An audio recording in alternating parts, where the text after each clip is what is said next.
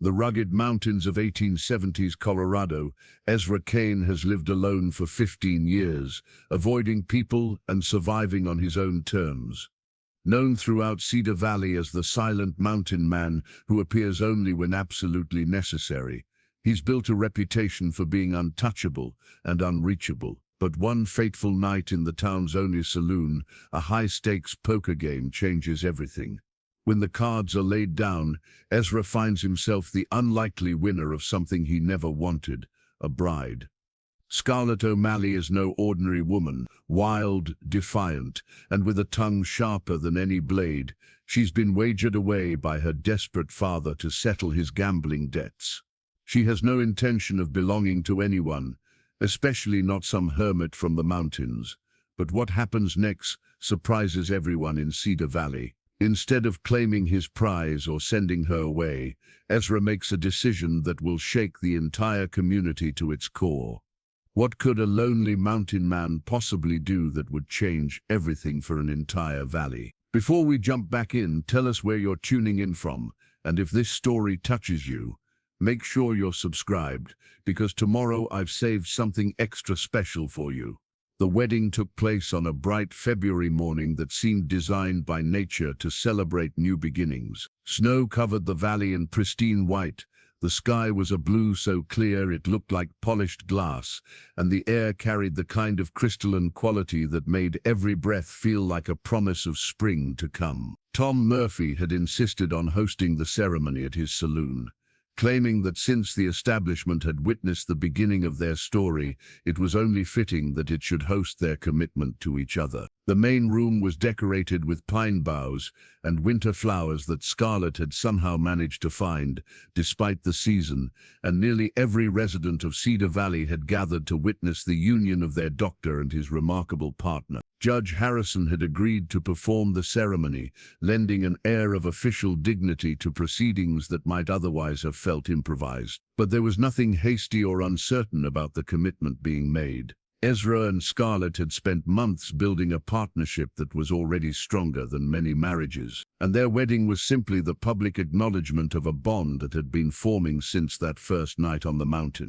Do you, Ezra Kane, take Scarlett O'Malley to be your lawfully wedded wife, to love and honor and cherish, in sickness and in health, for richer or poorer, as long as you both shall live? Ezra looked into Scarlett's eyes and saw reflected there all the hope and determination that had brought them to this moment. "I do," he said simply, but the words carried the weight of a man who understood exactly what he was promising. "Do you, Scarlett O'Malley, take Ezra Kane to be your lawfully wedded husband, to love and honor and cherish, in sickness and in health, for richer or poorer, as long as you both shall live?" "I do," Scarlett replied, her voice clear and strong enough to reach every corner of the room. But it was the exchange of rings that brought the deepest meaning to their ceremony. Ezra had spent weeks crafting Scarlett's wedding band from a piece of silver ore found on the mountain, shaping it with the same careful attention to detail that characterized his medical work. It wasn't ornate or expensive, but it was unique, made specifically for her by his own hands, a symbol of the individual care that defined their relationship. Scarlett's gift to him was equally meaningful. She discovered that Margaret's wedding ring, preserved all these years in its hidden box, was too small for Ezra's larger hands. Instead of trying to resize it, she'd had it incorporated into a pendant that he could wear close to his heart, honoring his past while making room for their shared future. "With this ring, I thee wed," Ezra said, slipping the silver band onto Scarlett's finger. "With this pendant, I thee honor," Scarlett replied, placing the chain bearing Margaret's ring around his neck.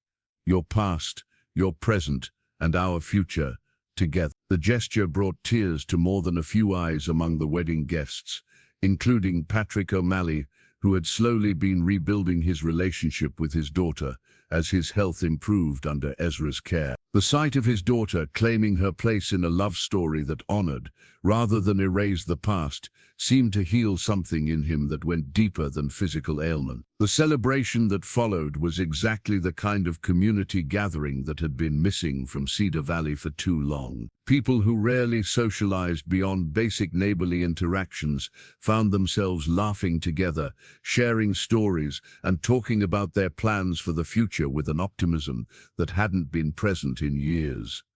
"To Dr. and Mrs. Kane," announced Tom Murphy, raising his glass in a toast that was quickly echoed throughout the room. "May your partnership be as beneficial to each other as it has been to all of us." The sentiment was heartfelt, but it also highlighted something that Ezra and Scarlett had begun to understand about their role in the community. They weren't just husband and wife, or even doctor and assistant.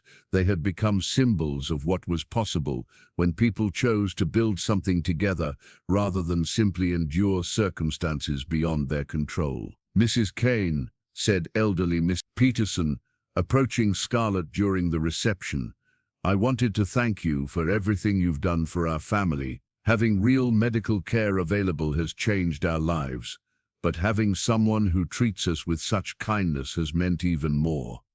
"We're neighbors," Scarlett replied simply. "This is what neighbors do for each other."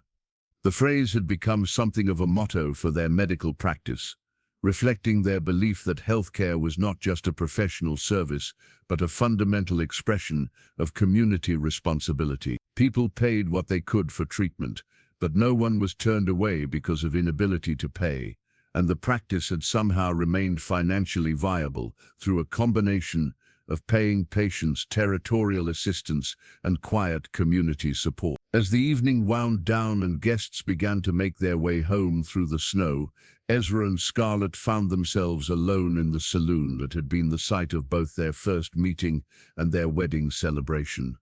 "Any regret?" Ezra asked, taking her hand and examining the silver ring that caught the lamplight. "About marrying a hermit doctor who proposed to me like he was diagnosing a medical condition." Scarlett laughed. "Not a one. I'm still learning how to be around people again," Ezra admitted. "Sometimes I worry that I'm not cut out for the kind of life we're building." Scarlett studied his face in the warm glow of the oil lamps, seeing both the confidence that came from professional competence and the lingering uncertainty of a man who had spent 15 years avoiding exactly this kind of connection. "Ezra," she said gently, "do you know what I see when I watch you work with patients?" "What?"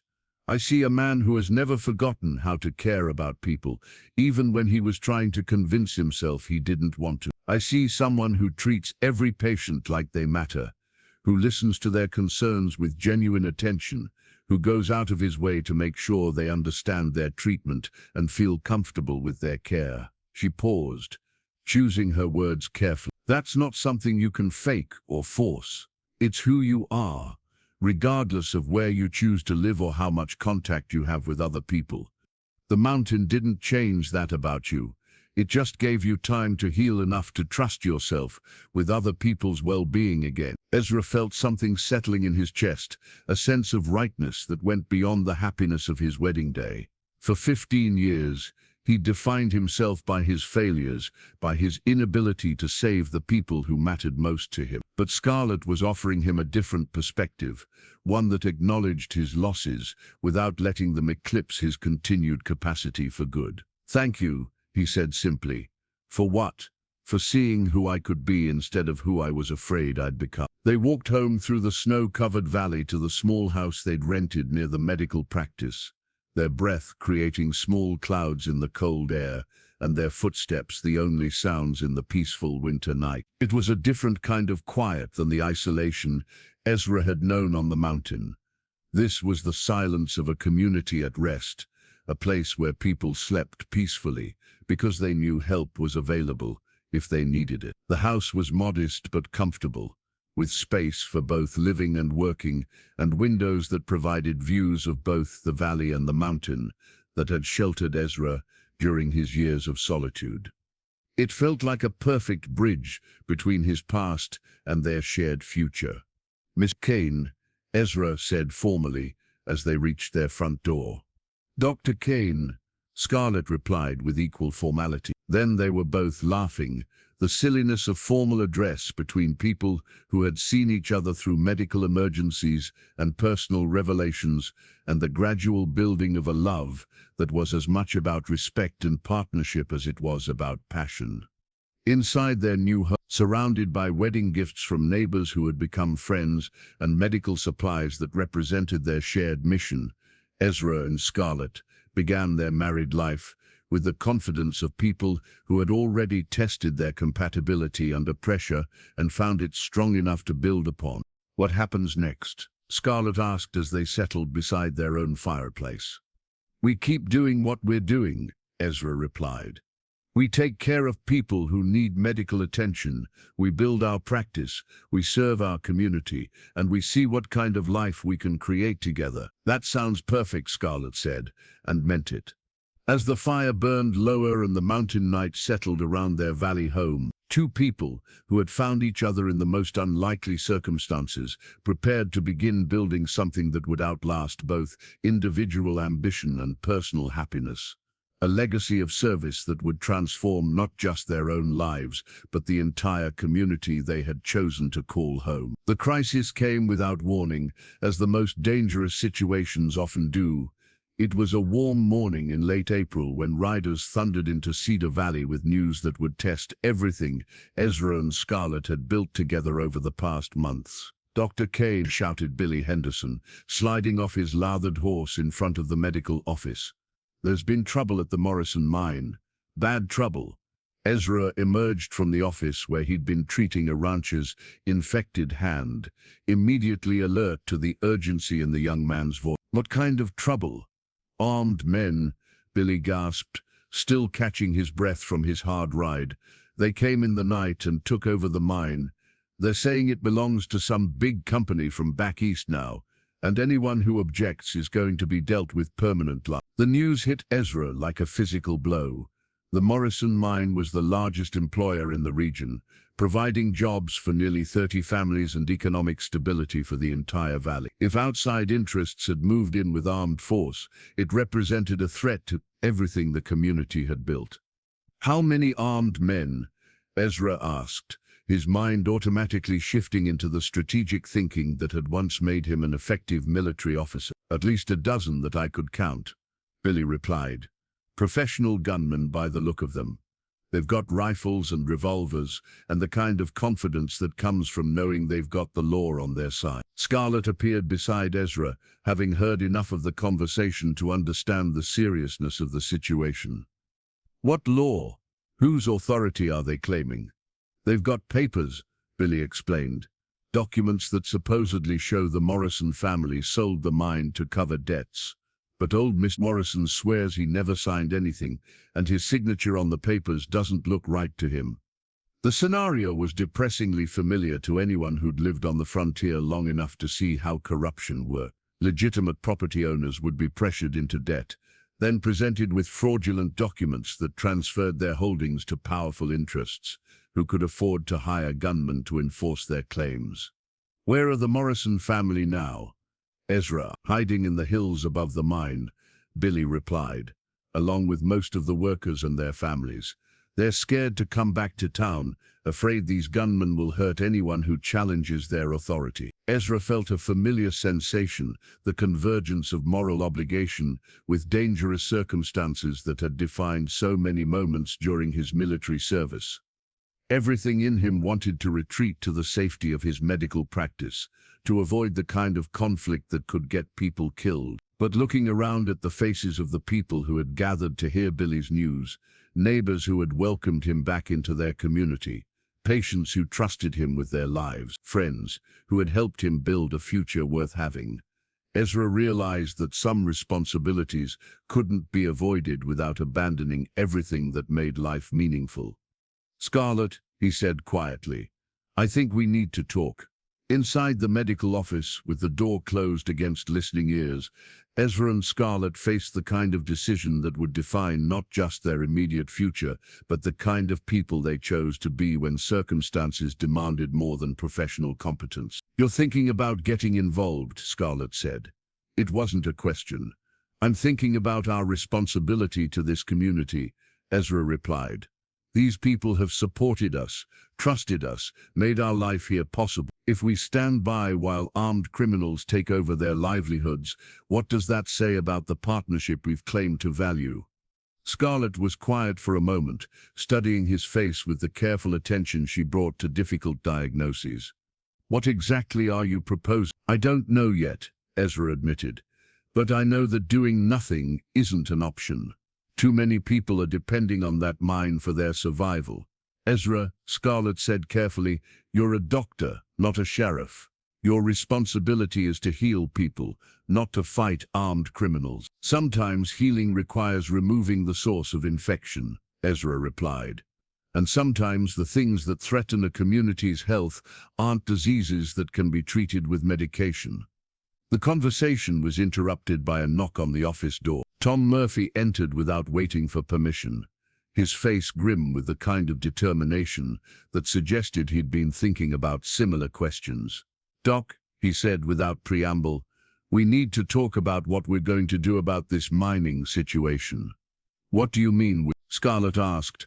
I mean the business owners, the ranchers, the families who've built lives here, Tom replied.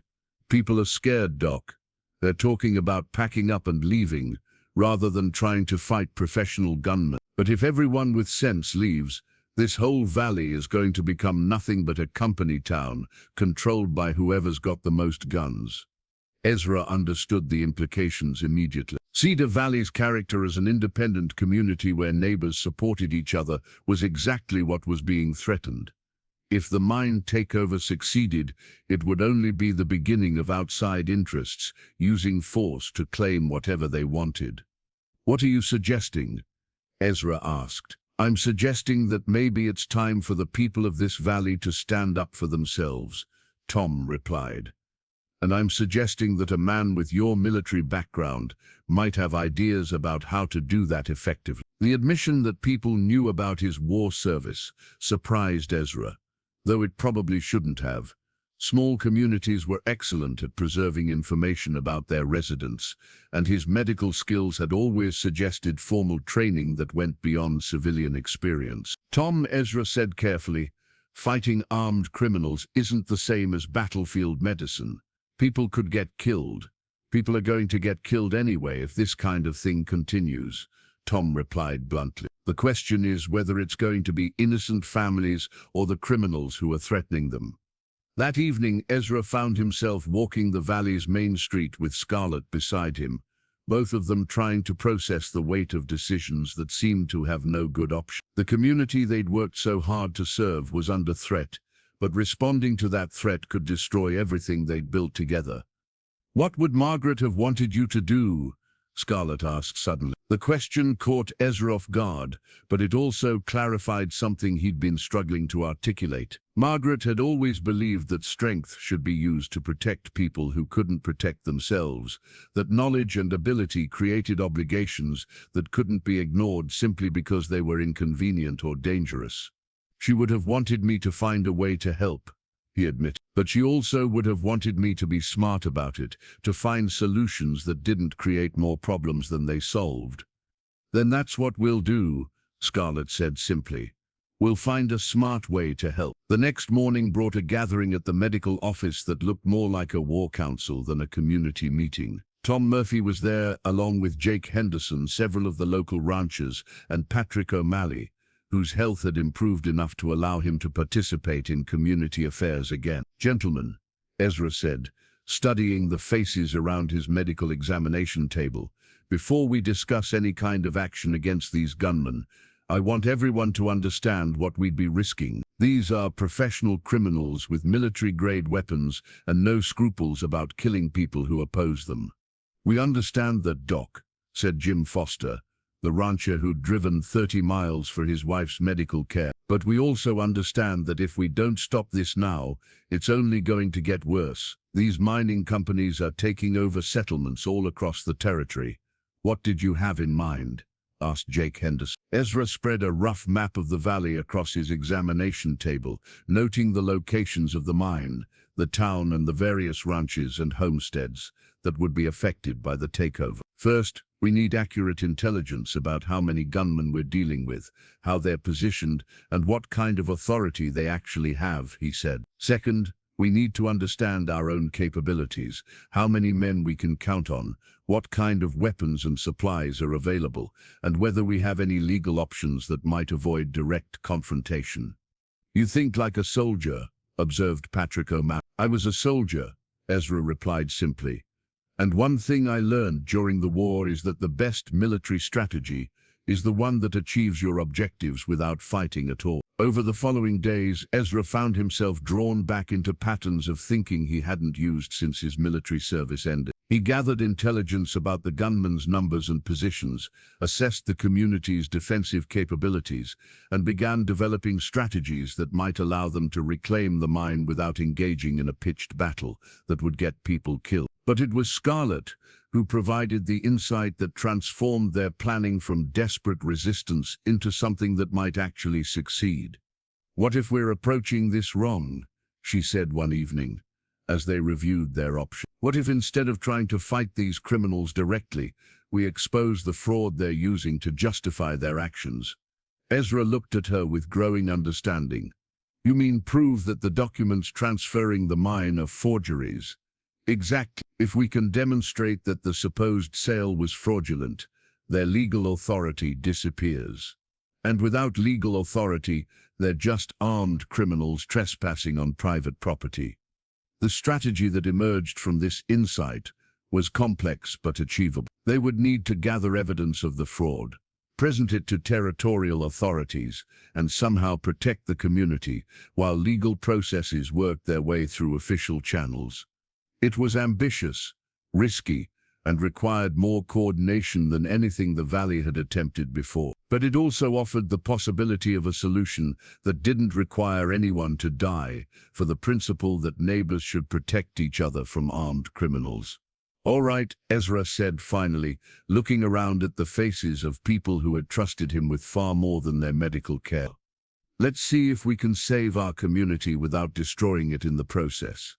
And as the mountain wind whispered through the pine trees that surrounded their valley home, a doctor who had once fled from responsibility found himself preparing to risk everything for the people who had given him a reason to stop running from the obligations that came with caring about something larger than himself. The plan that emerged from their strategy sessions was audacious in its scope and terrifying in its implications. They would need to gather documentary evidence of the fraud, coordinate with territorial authorities who might be hundreds of miles away, and somehow protect their community from armed retaliation, while legal processes slowly worked their way through official channels. Ezra found himself dividing his time between medical practice and military planning, skills that had been dormant for 15 years, gradually returning as he assessed their resources and developed strategies that might actually work. The Union Army had taught him that successful operations required careful preparation, reliable intelligence, and the ability to adapt quickly when circumstances changed. "We'll need someone who can get close to the mine without arousing suspicion," he told the gathered men during one of their evening planning sessions. "Someone who can observe their routines, count their numbers, and look for weaknesses in their security." "I could do it," volunteered young Billy Henderson. "I know every trail and hiding spot in these mountains, and I'm small enough to get close without being noticed." "Absolutely not," Ezra replied immediately. "This isn't a game, Billy. These men will kill anyone they consider a threat." "Then who?" asked Tom Murphy. "Most of us are too well known in the area to get close without being recognized." The problem seemed insurmountable until Patrick O'Malley spoke up with a suggestion that surprised everyone. "What about Scarlett?" he said quietly. Every head in the room turned toward him with expressions ranging from shock to outrage. "Patrick," Ezra said carefully, "that's out of the question. Hear me out," O'Malley continued. "These gunmen don't know her. She's intelligent enough to gather the information we need without making mistakes, and a woman traveling alone would be less suspicious than any of us trying to scout their positions." "It's too dangerous," Ezra said flatly. "Everything we're considering is dangerous," Scarlett interjected from the doorway, where she'd been listening to their conversation. "But Papa might be right about this." A woman seeking medical attention for a sick relative might be able to get close enough to observe their operations without arousing suspicion. The argument that followed was intense but brief, ending when Scarlett made it clear that she intended to participate in whatever plan they developed, regardless of Ezra's concerns for her safety. "I'm not some delicate flower who needs to be protected from difficult decisions," she said firmly. "This is my community too, and I have just as much invested in its future as anyone else." The reconnaissance mission took place 3 days later, with Scarlett approaching the mine under the pretense of seeking help for a fictional sick child. She carried legitimate medical supplies and maintained the kind of worried demeanor that any mother might display when facing a family emergency. What she discovered confirmed their worst fears about the scope of the threat they were facing. The gunmen were indeed professionals, well-armed, and strategically positioned to control all approaches to the mine. More importantly, they had established what amounted to a military camp, suggesting they intended to maintain control indefinitely, rather than simply intimidating the current owners into compliance. 14 men that I could count, Scarlett reported during their evening debrief. Rifles, revolvers, and at least 2 men who look like they've had military training. They're not just hired muscle, they're operating like an occupying army. "What about their documentation?" asked Jake Henderson. "I managed to get a look at the papers they're using to justify their authority." Scarlett replied, "The signatures look wrong. The dates are inconsistent, and there are legal terms that don't match what I've seen in legitimate property transfers." Ezra studied the notes Scarlett had made, recognizing the careful attention to detail that had made her such an effective medical assistant. "This is good intelligence, but we'll need more than observations to prove fraud in territorial court." "What if we could get copies of the document?" suggested Tom Murphy. "How?" asked Jim Foster. It was Patrick O'Malley who provided the answer, drawing on knowledge gained from years of business dealings that hadn't always been completely legitimate. "The territorial government requires all property transfers to be registered with the county clerk," he said. "If these documents are forgeries, there should be discrepancies between what they're claiming and what's actually on file in the official records." The insight led to the next phase of their plan, a careful examination of public records that revealed exactly the kind of inconsistencies they'd hoped to find. The supposed sale of the Morrison mine had been backdated. The signatures didn't match previous documents filed by the Morrison family, and the legal descriptions of the property contained errors that suggested the forgers weren't familiar with local geography. "This is enough to challenge their authority," Ezra said after reviewing the evidence they'd gathered. "But presenting it to territorial authorities will take time, and these gunmen aren't going to wait patiently while we pursue legal remedies. Then we need to find a way to keep them occupied while the legal process works," said Tom Murphy. What followed was perhaps the most audacious plan ever conceived in Cedar Valley, a coordinated effort to make the gunmen's occupation so difficult and expensive that they would voluntarily withdraw, while legal challenges worked their way through official channels. The strategy involved multiple elements: disrupting their supply lines, making them visible to territorial authorities who might investigate their activities, and creating the kind of sustained pressure that would convince their employers that the mine wasn't worth the cost of maintaining armed control. "We're not trying to defeat them militarily," Ezra explained during their final planning session. "We're trying to make their position untenable economically and legally." The execution of their plan required coordination and timing that tested every skill Ezra had learned during his military service. Small teams of volunteers would take turns monitoring the gunmen's activities, documenting their actions, and creating the kind of persistent surveillance that would make them nervous about their security. Meanwhile, Scarlett and the other women would focus on supporting displaced families and maintaining communication with territorial authorities who needed to understand the scope of what was happening in Cedar Valley. "Remember," Ezra told the assembled volunteers on the night before they began their campaign, "our objective is to reclaim our community, not to become the kind of people who solve problems with violence. We succeed when everyone goes home safely to their families." The first week of their resistance campaign was nerve-wracking but successful. The gunmen found themselves constantly watched. their movements documented, their supply wagons mysteriously delayed or misdirected. More importantly, word of their activities reached territorial authorities, who began asking uncomfortable questions about the legal basis for their occupation. But it was during the second week that everything changed, when a territorial marshal arrived in Cedar Valley with questions that would determine whether their community would remain free or fall under the control of outside interests, who viewed frontier settlements as resources to be exploited rather than communities to be respected. Marshal David Crawford was a man in his 40s who carried himself with the quiet authority of someone accustomed to dealing with dangerous situations. He arrived alone, which suggested either confidence or foolishness, and his first stop was Ezra's medical office. "Doc Kane," he said formally, "I'm here to investigate reports of armed conflict in this area. I'd like to hear your assessment of the situation."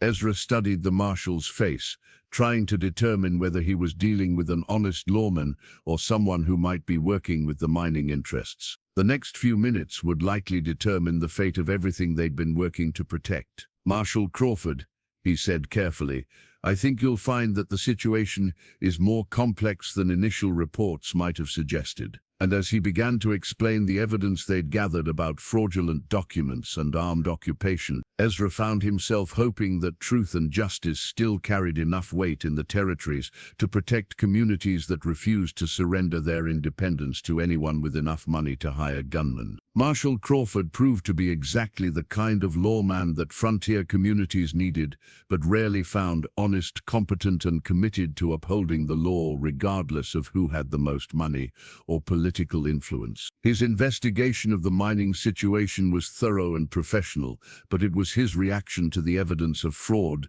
that convinced Ezra they might actually have a chance at a peaceful resolution. "Kane," the marshal said after reviewing the documents they'd gathered, "this is clear evidence of criminal fraud. The question is whether we can resolve this situation without bloodshed." "That's our goal," Ezra replied. "We want our community back, but we don't want anyone to die for it." The confrontation at the mine took place on a clear morning in early May, with Marshal Crawford leading a small group of territorial deputies and community leaders to formally challenge the gunman's authority. Ezra was included in the group both as a community representative and as a medical professional who could provide assistance if the situation turned violent. The leader of the gunmen, a hard-faced man named Garrett, who clearly had military experience, received their delegation with the kind of cold courtesy that suggested he understood exactly what was happening. "Marshal," he said formally, "we're operating under legal authority to protect this property from trespassers. I have documentation that proves our right to be here." "I'd like to examine that documentation," Crawford replied evenly. What followed was a tense but professional exchange during which the fraudulent nature of the gunman's authority became increasingly obvious. The documents they presented contained the same inconsistency and forgeries that Ezra and his neighbors had discovered, and Marshal Crawford's questioning revealed significant gaps in their legal justification.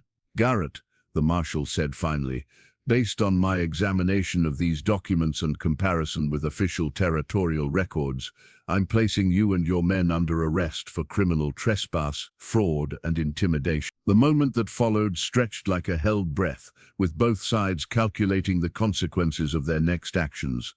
Garrett's hand moved toward his weapon, and Ezra felt the familiar adrenaline surge that had once carried him through battlefield emergencies. But instead of violence, Garrett chose pragmatism.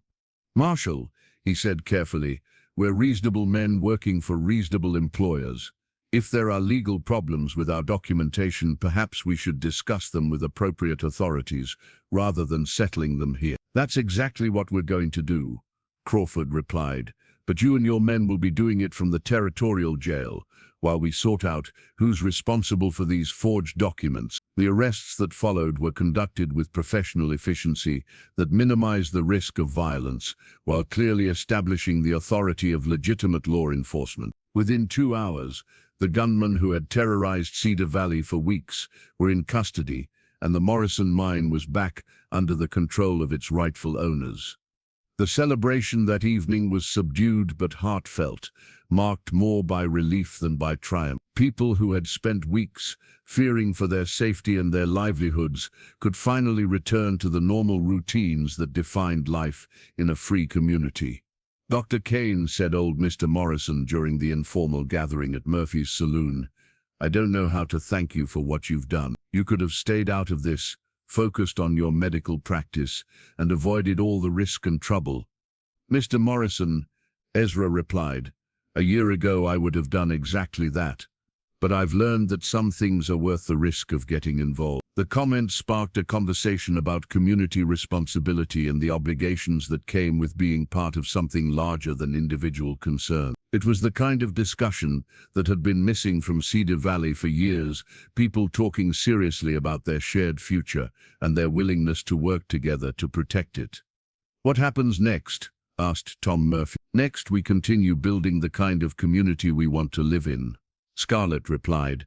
"We support each other, we solve problems together, and we remember that the things worth having are usually worth fighting for." Over the following weeks, life in Cedar Valley gradually returned to its peaceful rhythms, but with a new sense of confidence and cohesion that hadn't existed before the crisis. People who had worked together to resist the mining company takeover continued to cooperate on other community projects, and the medical practice found itself serving not just individual patients, but a community that had learned to value both its independence and its interdependence. The fraudulent mining company was eventually prosecuted by territorial authorities, with several executives receiving substantial prison sentences for their role in the attempted theft. The incident became a cautionary tale throughout the region about the dangers of allowing outside interests to use force and fraud to control local communities. But for Ezra and Scarlett, the most important outcome was the realization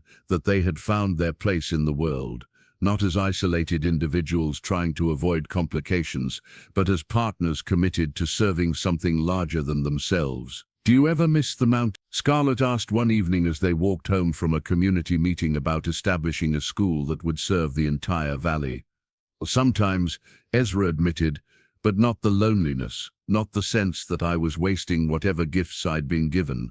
And now Ezra looked around at the valley that had become their home, noting the lights in windows that represented families who felt secure enough to plan for the future, who trusted that help would be available if they needed it, who believed that their community was worth investing in. "Now I think I understand what Margaret always tried to tell me," he said, "that healing isn't just about treating individual injuries or illnesses. Sometimes it's about helping entire communities become healthier, stronger, more capable of taking care of themselves." As they reached their home, Ezra paused to look back toward the mountain that had sheltered him during his years of isolation.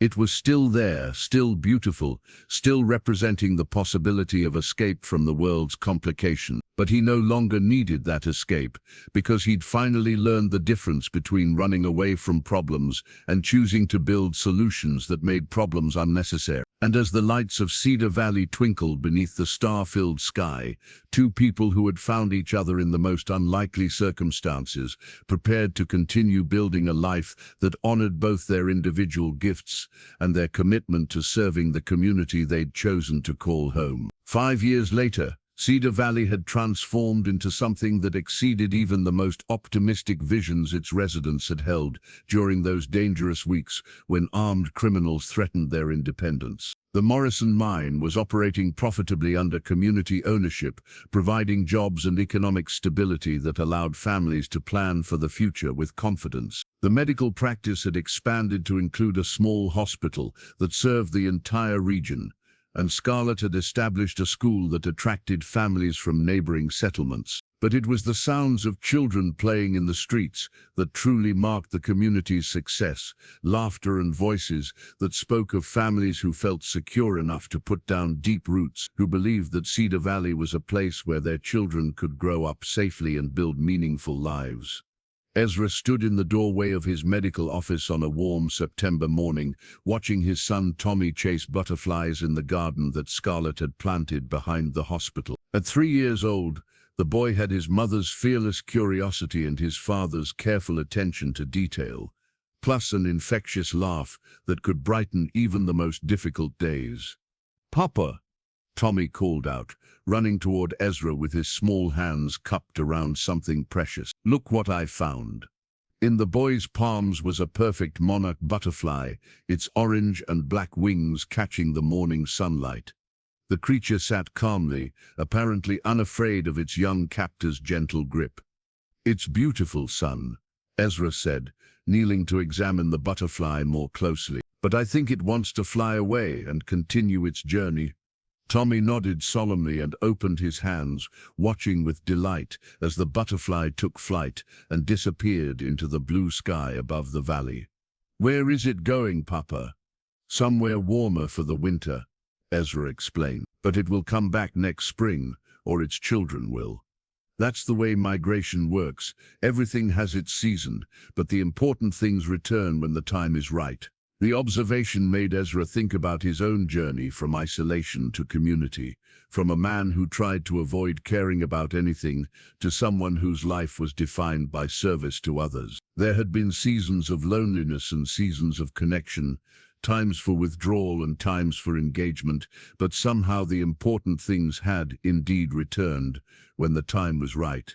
"Dr. Kane," called a voice from inside the hospital. Ezra turned to see Nurse Patricia Williams approaching with the kind of controlled urgency that suggested a serious but manageable medical situation. Patricia was a young woman who had come to Cedar Valley specifically to work with their medical practice, drawn by the reputation for innovative care that combined the latest medical knowledge with traditional healing methods. "We have a situation with Mrs. Henderson," Patricia explained. "She's gone into labor 2 weeks early and she's asking specifically for you and Mrs. Kane." Ezra nodded, automatically shifting into the focused mindset that had served him through countless medical emergencies. "Where is she now?" "In the delivery room. Miss Kane is already with her, but she wanted you to know that this might be complicated." Ezra took Tommy's hand and led him toward the hospital's main entrance, where Miss Peterson was waiting to watch the boy during medical emergencies, an arrangement that had evolved naturally as the community learned to support each other through both routine and crisis situations. "Be good for Mrs. Peterson," Ezra told his son. "Mama and I need to help bring a new baby into the world." Tommy nodded with the serious expression he wore when adult responsibilities were being explained to him. At 3, he already understood that his parents' work was important, that people depended on them, and that sometimes family plans had to change when neighbors needed help. In the delivery room, Ezra found Scarlett working with the calm competence that had made her an invaluable partner in both marriage and medical practice. She looked up as he entered, her expression conveying information that didn't need to be spoken aloud. This was a difficult delivery that would require all their combined skills. "Mrs. Henderson," Ezra said gently, taking the woman's hand. "How are you feeling?" "Scared," she admitted honestly. "This baby wasn't supposed to come for another 2 weeks, and something feels different from my other pregnancies." Ezra's examination confirmed what Scarlett's expression had already suggested. The baby was positioned incorrectly, creating complications that could be dangerous for both mother and child if not handled properly. It was exactly the kind of situation that had once terrified him, the possibility of losing patience, despite his best efforts. But 5 years of successful practice had restored his confidence in his abilities, and more importantly, he now understood that medicine was about more than preventing loss. It was about fighting for life, with every skill and resource available. "Miss Henderson," he said calmly, "the baby is in a breech position, which means we need to be very careful about the delivery, but we've handled this situation before, and we know what to do." What followed was 3 hours of careful, patient work, as Ezra and Scarlett guided Miss Henderson through a delivery that required all their medical knowledge and considerable faith in the body's ability to adapt to unexpected circumstances. The baby, a healthy girl, finally arrived with the kind of dramatic entrance that would probably characterize her entire personality. "She's perfect," Scarlett announced, holding up the squalling infant for her exhausted but jubilant mother to see. "Thank you," Mrs. Henderson whispered, tears streaming down her face. Both of you, I don't know what this valley would do without your medical practice. As Ezra cleaned up after the delivery, he reflected on how different this experience was from the medical emergencies that had defined his early career. During the war, he'd often worked alone under impossible conditions, trying to save lives with inadequate supplies and no support system. Now he was part of a team that included not just Scarlett and Patricia, but an entire community that understood the importance of supporting their medical professionals. Another successful delivery, Scarlett said as they walked home that evening, Tommy riding on Ezra's shoulders and chattering about the butterfly he'd caught and released. The 15th baby we've delivered together, Ezra replied. Sometimes I think we're helping to populate the entire territory. It was a pleasant exaggeration, but not entirely inaccurate. Cedar Valley's reputation for safety, prosperity, and excellent medical care had attracted new families from across the region, and the population had nearly doubled since the mining crisis 5 years earlier. Their own family was about to expand as well. Scarlett was 6 months pregnant with their second child, and this time the delivery was expected to be routine. The prospect of another baby filled Ezra with the kind of anticipatory joy he'd thought impossible during his years of isolation. "What are you thinking about?" Scarlett asked, noting his thoughtful expression. "About how much has changed since that night in Murphy's saloon," Ezra replied. "Sometimes it feels like a different lifetime. Do you ever regret it? The poker game, I mean. The decision that brought us together." Ezra considered the question seriously, thinking about all the ways his life had been transformed by that single evening when desperation and honor had converged in an impossible decision. "I regret the circumstances that made it necessary," he said finally. "I regret that your father felt he had no other options, but I can't regret the outcome because it led to everything good in my life now." They walked the rest of the way home in comfortable silence, each lost in their own thoughts about the journey that had brought them to this moment. The house that awaited them was larger now. They'd expanded it twice to accommodate their growing family and the steady stream of visitors who came to Cedar Valley seeking medical care or simply curious about the community's reputation for innovation and cooperation. That evening, after Tommy was asleep and they were reviewing patient notes by the fireplace, Scarlett made an announcement that surprised Ezra, despite the months of preparation that had preceded it. "I've decided to write a book," she said simply. "About what? About frontier medicine, about how communities can work together to provide health care in areas where professional services aren't readily available, about the integration of traditional remedies with modern medical knowledge." Ezra looked at his wife with growing admiration and understanding. In 5 years of partnership, she had contributed far more to their medical practice than assistance with patient care. She had helped develop treatment protocols that were being adopted by other frontier doctors, created educational programs that were improving health outcomes throughout the territory, and documented medical innovations that deserved wider recognition. "That's a wonderful idea," he said. "Your insights about community-based healthcare could help other settlements develop their own medical services." "I want to include our story," Scarlett continued. "Not the personal details, but the professional aspects. How we built a practice that serves an entire region, how we integrated different approaches to healing, how we created a sustainable model for frontier medicine." The prospect of their work receiving wider recognition was both exciting and humbling. They had never intended to become pioneers in rural healthcare. They had simply tried to serve their community as effectively as possible, adapting their methods to meet local needs and risks. "What would you call it?" Ezra asked. Scarlett smiled, and in her expression he saw the same determined optimism that had first attracted him during those difficult early days on the mountain. "Partnership in healing," she said, "because that's what it's really about. The partnerships between doctor and patient, between medical professionals and community members, between traditional knowledge and modern techniques, between people who choose to build something together rather than face challenges alone." As they sat beside their fireplace, surrounded by the comfortable evidence of a life built through shared commitment and mutual respect, Ezra marveled at the unexpected ways that love could grow from the most unlikely circumstances. He had won Scarlett at a poker game, but she had saved him from a much more fundamental kind of loss.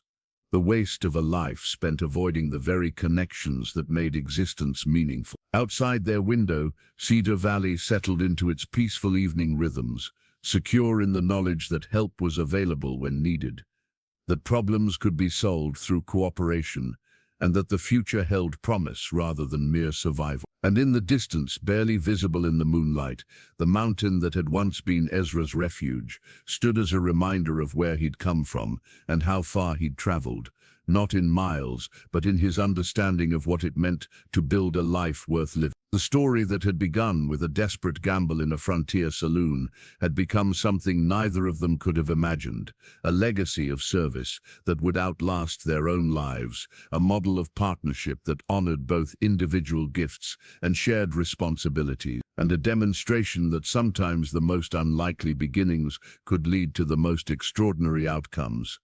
As the mountain wind whispered through the pine trees that surrounded their valley home, two people who had found each other through the strangest of circumstances prepared to continue building something that was larger than the sum of its parts. A community, a family, a partnership in healing that would endure long after the poker chips had been forgotten and the mountain man's reputation had become legend. In the end, Ezra Kane had learned that the greatest victory wasn't winning a woman at cards. It was discovering that love, like medicine, worked best when it was freely given, rather than claimed as a prize. And Scarlett had learned that freedom wasn't about avoiding commitments, but about choosing the right ones. Together, they had built something that neither could have achieved alone, a life that honored the past while embracing the future, a love that strengthened through service to others, and a legacy that would continue healing long after their own story had become part of Cedar Valley's enduring memory. The virgin mountain man who had won a wild bride in poker had indeed shocked the whole valley, but not in the way anyone had expected. Instead of claiming his prize, he had offered partnership. Instead of demanding submission, he had provided protection. And instead of taking what he'd won, he had given everything he had.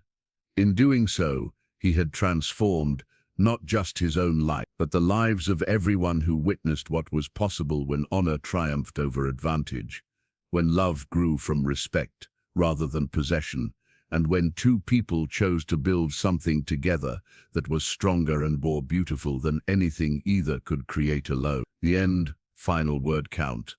Approximately 15,000 words. Virgin mountain man won a wild bride in poker in the rugged mountains of 1870s Colorado.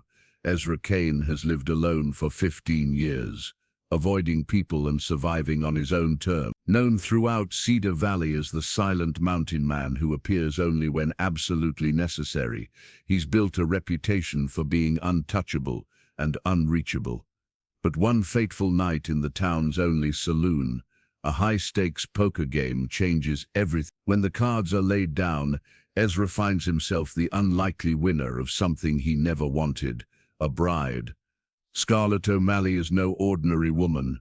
Wild, defiant, and with a tongue sharper than any blade, she's been wagered away by her desperate father to settle his gambling debts. She has no intention of belonging to anyone, especially not some hermit from the mountains. But what happens next surprises everyone in Cedar Valley.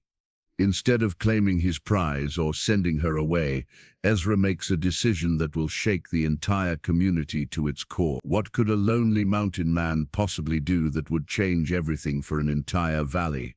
Before we jump back in, tell us where you're tuning in from, and if this story touches you, make sure you're subscribed, because tomorrow I've saved something extra special for you. The morning mist clung to the pine trees like ghosts, reluctant to leave, and Ezra Kane moved through his mountain sanctuary with the quiet precision of a man who had learned to live without disturbing the world around him. His cabin sat nestled in a natural clearing, 3,000 feet above Cedar Valley, positioned so that smoke from his chimney would dissipate among the trees before anyone below might notice it. For 15 years this had been his world, predictable, solitary, and safely removed from the complications that came with other people.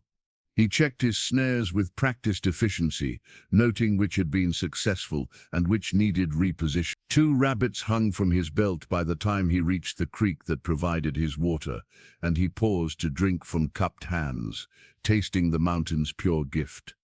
The water was so cold it made his teeth ache, but it was cleaner than anything civilization could offer. Inside the cabin, Ezra's few possessions spoke of a man who had once lived differently. A leather medical bag sat tucked beneath his bed, its brass clasps tarnished but still functional. Books lined a shelf he'd built from pine planks, medical texts mostly, but also philosophy and poetry that suggested an educated mind, choosing isolation rather than suffering it. And hidden in a small wooden box beneath loose floorboards, a simple gold wedding band caught the morning light filtering through his single window. Margaret's ring. He touched the box but didn't open it, as had become his ritual each morning for 15 years. Some wounds, he'd learned, stayed fresh no matter how much time passed over them.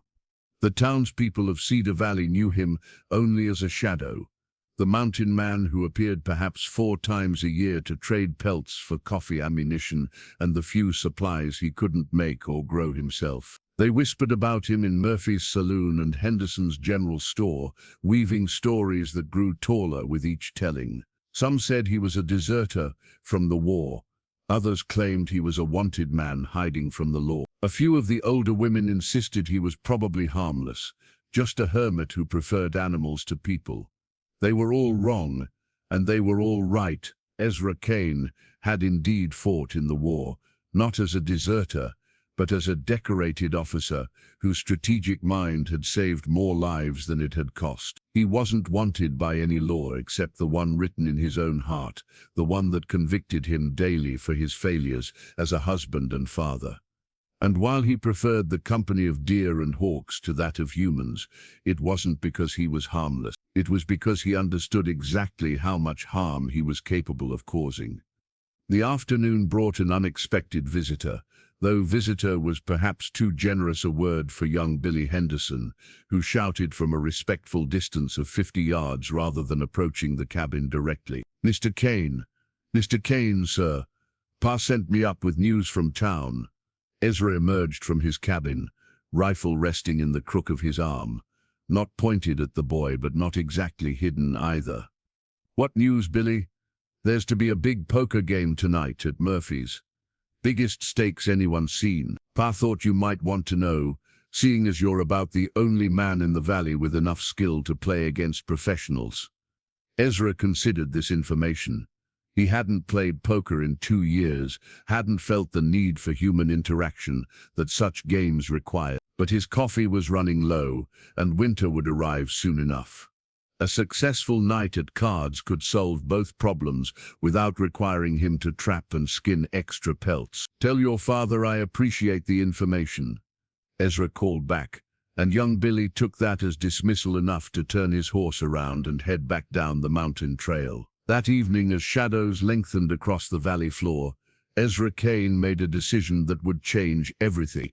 He cleaned his few good clothes, braided his long hair back in a way that made him look less like a wild hermit and more like the educated man he'd once been, and pulled a small leather pouch from its hiding place. Inside, bone poker chips carved during long winter nights clinked softly against each other, his last tangible connection to the social world he'd abandoned. The ride down to Cedar Valley took an hour, and by the time he tied his horse outside Murphy's saloon, the autumn night had settled cold and clear overhead. Through the saloon's windows, he could see the unusual crowd that had gathered, not just the regular drinkers and card players, but dressed-up men who looked like they'd traveled from Denver or even farther east. Professional gamblers, by the look of them, drawn by rumors of a game that might be worth their while. Ezra paused before entering, his hand on the saloon door, and felt the weight of 15 years of solitude pressing against his shoulders. Once he walked through that door, his carefully maintained isolation would be broken. The mountain man would have to become a man again, with all the complications that entailed. He thought of Margaret's ring, hidden in its box beneath his floorboards, and of the daughter who had never lived to see her 3rd birthday. He thought of the promises he'd made and broken, the lives he'd failed to save despite all his medical knowledge and careful training. Then he thought of his dwindling coffee supply and the long winter ahead, and pushed open the door to Murphy's saloon. The saloon's interior hit Ezra like a wave of sensation he'd almost forgotten. The warm yellow glow of oil lamps fighting against autumn's chill, the smell of whiskey and tobacco and unwashed bodies, the overlapping conversations of men with nowhere else to be on a Friday night. Murphy's saloon was the largest building in Cedar Valley aside from the church, and tonight it was packed beyond its usual capacity. At the room's center, a round table had been cleared for the evening's main event. 5 chairs surrounded it, though only 3 were currently occupied. Ezra recognized one of the players immediately, Patrick O'Malley, an Irish settler whose farm lay on the valley's eastern edge.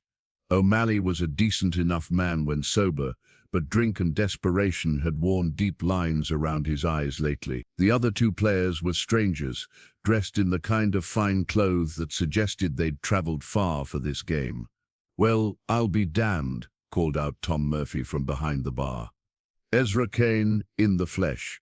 Haven't seen you since spring." The conversations around the room didn't exactly stop, but they shifted, became more self-conscious, more aware of the legendary mountain man's presence. Ezra nodded to Murphy and approached the bar, where he ordered whiskey and surveyed the room with the careful attention that had kept him alive through war and wilderness. "Looking to join the game?" asked one of the strangers, a thin man with manicured hands and a gold watch chain. "We could use another player with real skill." Ezra studied the man's face, noting the calculating intelligence behind friendly words. This was someone who made his living reading people and taking their money. "Depends on the stake. High enough to be interesting," replied the second stranger, a broader man with scars on his knuckles that suggested he'd enforced plenty of gambling debts in his time. "Low enough that a working man can afford to lose." Patrick O'Malley looked up from his cards with bloodshot eyes. "Working man, hell. I'm in for more than my farm's worth already." The admission brought uncomfortable silence to their corner of the room. Everyone in Cedar Valley knew that O'Malley had been struggling since his wife's death last winter, but hearing him acknowledge his desperation so boldly made the evening's entertainment feel suddenly serious. "Patrick," said Tom Murphy carefully, "maybe you should." "Should what?" O'Malley snapped. "Walk away now and lose everything I've already put in? I've got one more hand in me, Tom. One more chance to set things right." Ezra settled into the 4th chair and placed his poker chips on the table. The tone discs looked primitive next to the stranger's professional equipment, but they represented something more valuable than money. They were proof that he'd once been part of the world these men inhabited. "Deal me in," he said quietly. The game that followed was unlike anything Cedar Valley had seen before. The professional gamblers played with the cold precision of men who viewed cards as merely another way to transfer money from one pocket to another. O'Malley played with the wild desperation of someone with nothing left to lose, and Ezra played with the patient calculation that had once made him a formidable military strategist. For 3 hours, money and property deeds moved around the table like water finding its level. Ezra won steadily but not dramatically, taking just enough to cover his winter needs without attracting the kind of attention that led to trouble. The professionals won and lost in larger swings, each testing the other's limits and resolve, and O'Malley kept losing. By midnight, the Irish farmer had lost his cattle, his farming equipment, and a mortgage note on his land. The room's other conversations had ceased entirely as word spread about the stakes being played for. Men who'd never seen $100 in one place watched thousands change hands with each turn of the cards. "I need one more hand," O'Malley said, his voice thick with whiskey and desperation. "Just one more chance." The thin professional shuffled the cards with fluid expertise. "With what, friend? You've got nothing left to wager." O'Malley's face went through several expressions: shame, anger, calculation, and finally a terrible resolve. "I've got my daughter." The words hit the room like a physical blow. Men who'd been leaning forward to watch the action now stepped back, as if distance might protect them from what they were witnessing. "Patrick," Tom Murphy said from behind the bar. "You can't be serious." "She's 18, O'Malley continued, his voice gaining strength, as if speaking the unthinkable made it somehow reasonable. "Beautiful, strong, smart as a whip. Any man would be lucky to have her."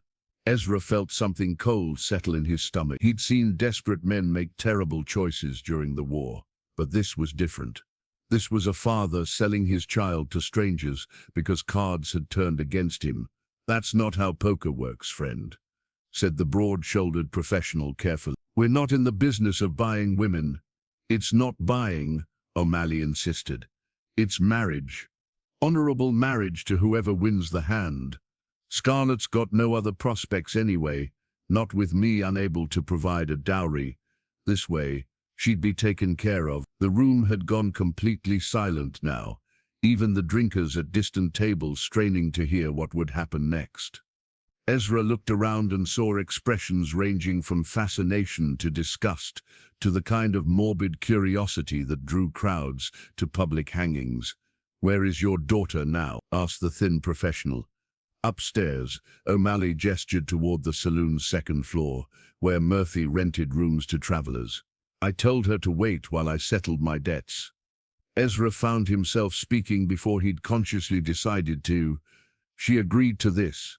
O'Malley's face flushed red. "She'll do as she's told, like any good daughter, and whoever wins her will get a woman who can cook, clean, manage a household, and bear strong children." The words hung in the air like smoke from a gun that couldn't be unfired. Ezra thought of Margaret, of the daughter they'd lost, of all the promises he'd failed to keep. He thought of his comfortable isolation, his carefully maintained distance from exactly this kind of human complication. "Deal the cards," he said quietly. The hand that followed would be talked about in Cedar Valley for decades afterward. 5 cards each, no draw, winner take all. The professionals played with grim determination, understanding that they were now part of something that went far beyond money. O'Malley played with the frantic energy of a drowning man reaching for driftwood, and Ezra played with the cold focus that had once made him the Union Army's youngest battlefield surgeon, the man who'd saved lives when saving lives seemed impossible. When the cards were revealed, Ezra's straight flush, 7 through Jack of Hearts, lay on the table like an accusation. The professionals nodded with professional respect. O'Malley stared at the cards as if they might change if he looked hard enough. "Well," said the thin professional finally, "I guess you win a bride, mountain man." The silence that followed stretched like a held breath until it was broken by the sound of feet on the stairs. Every head in the saloon turned toward the staircase as a young woman descended with the careful dignity of someone who knew she was being watched, but refused to be intimidated by the attention. Scarlett O'Malley was indeed beautiful, but not in the fragile way her father had implied. She was tall for a woman, with auburn hair that caught the lamplight and green eyes that seemed to take in everything at once. Her dress was simple, but well made, and she wore it with the kind of unconscious confidence that suggested she'd never doubted her own worth until tonight. "Pop," she said, and her voice carried the musical Irish accent that marked her as her father's daughter. "What's happening down here?" Patrick O'Malley couldn't meet her eyes. "Scarlett, love, I need you to meet someone." She looked around the room, noting the unusual crowd, the cards on the table, the expressions on every face. When her gaze reached Ezra, it lingered for a moment with the kind of assessment that suggested she was used to evaluating potential threats. "Meet someone for what purpose?" she asked, and there was steel beneath the music in her voice. "For marriage," O'Malley said quickly, as if speed might make the words easier to bear. "This gentleman won your hand fair and square, and he'll provide for you better than I ever could." The color drained from Scarlett's face, but she didn't faint or cry or react with any of the feminine weakness that might have been expected. Instead, she drew herself up to her full height and looked directly at Ezra with eyes that burned like green fire. "Is that so?" she said. "And what makes you think I'm something to be won at cards like a sack of grain or a plow horse?" Ezra found himself standing without meaning to, something in her defiance calling to parts of himself he'd thought long buried. "Miss O'Malley," he said carefully, "I didn't enter this game expecting to win anything but money." "But you played the hand anyway," she shot back. "When you knew what was at stake." The accusation hit home because it was true. He could have folded, could have refused to participate in what amounted to human trafficking dressed up as gambling. Instead, he'd played to win, and now a young woman's life hung in the balance of his decision. "I did," he admitted. "Then you're as much a bastard as he is," Scarlett said, pointing at her father, without looking at him, "thinking you can own a person like property." The words rang through the saloon with the force of absolute conviction. Several men shifted uncomfortably, perhaps recognizing uncomfortable truths about their own attitudes toward women and marriage. The professional gamblers looked like they wanted to be anywhere else but caught in the middle of this family drama. Ezra studied Scarlett's face, the proud set of her jaw, the fire in her eyes, the way she held herself like a queen even in circumstances that would have broken a lesser spirit. She reminded him of Margaret in some ways, though Margaret had been gentler, more inclined to persuade than to fight. This woman looked like she'd never backed down from anything in her life. "You're right," he said simply. The admission seemed to surprise her more than defiance would have. "What? You're right. No person should be wagered at cards like property. What happened here tonight was wrong." Scarlett's eyes narrowed with suspicion. "Then why did you do it?" Ezra considered the question seriously.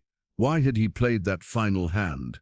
Was it really about the money, or had something else driven him to risk everything on 5 pieces of colored cardboard? "Because I'm a foolish man who's been alone too long," he said finally, "and because sometimes we make mistakes that can't be undone." The honesty in his voice seemed to deflate some of Scarlett's anger, though weariness remained. "So what happens now? Do I have any say in this, or are you going to drag me off to your mountain like some kind of trophy?" Ezra looked around the room at all the watching faces, at Patrick O'Malley's shame and the professional's discomfort, and Tom Murphy's barely concealed fascination. Every person here would remember this moment, would carry the story of the mountain man who won a bride at poker and either disgraced or redeemed himself with his next words. "Miss O'Malley," he said, loud enough for everyone to hear, "you have every say in this. I may have won you according to the rules of the game, but you're not a prize to be claimed. You're a person with the right to choose her own path." The room stirred with murmurs of surprise and confusion. This wasn't how such stories were supposed to end. "What are you saying?" Scarlett asked. Ezra reached into his pocket and pulled out the leather pouch containing his poker chips. He set it on the table next to the cards and money that represented the evening's winnings.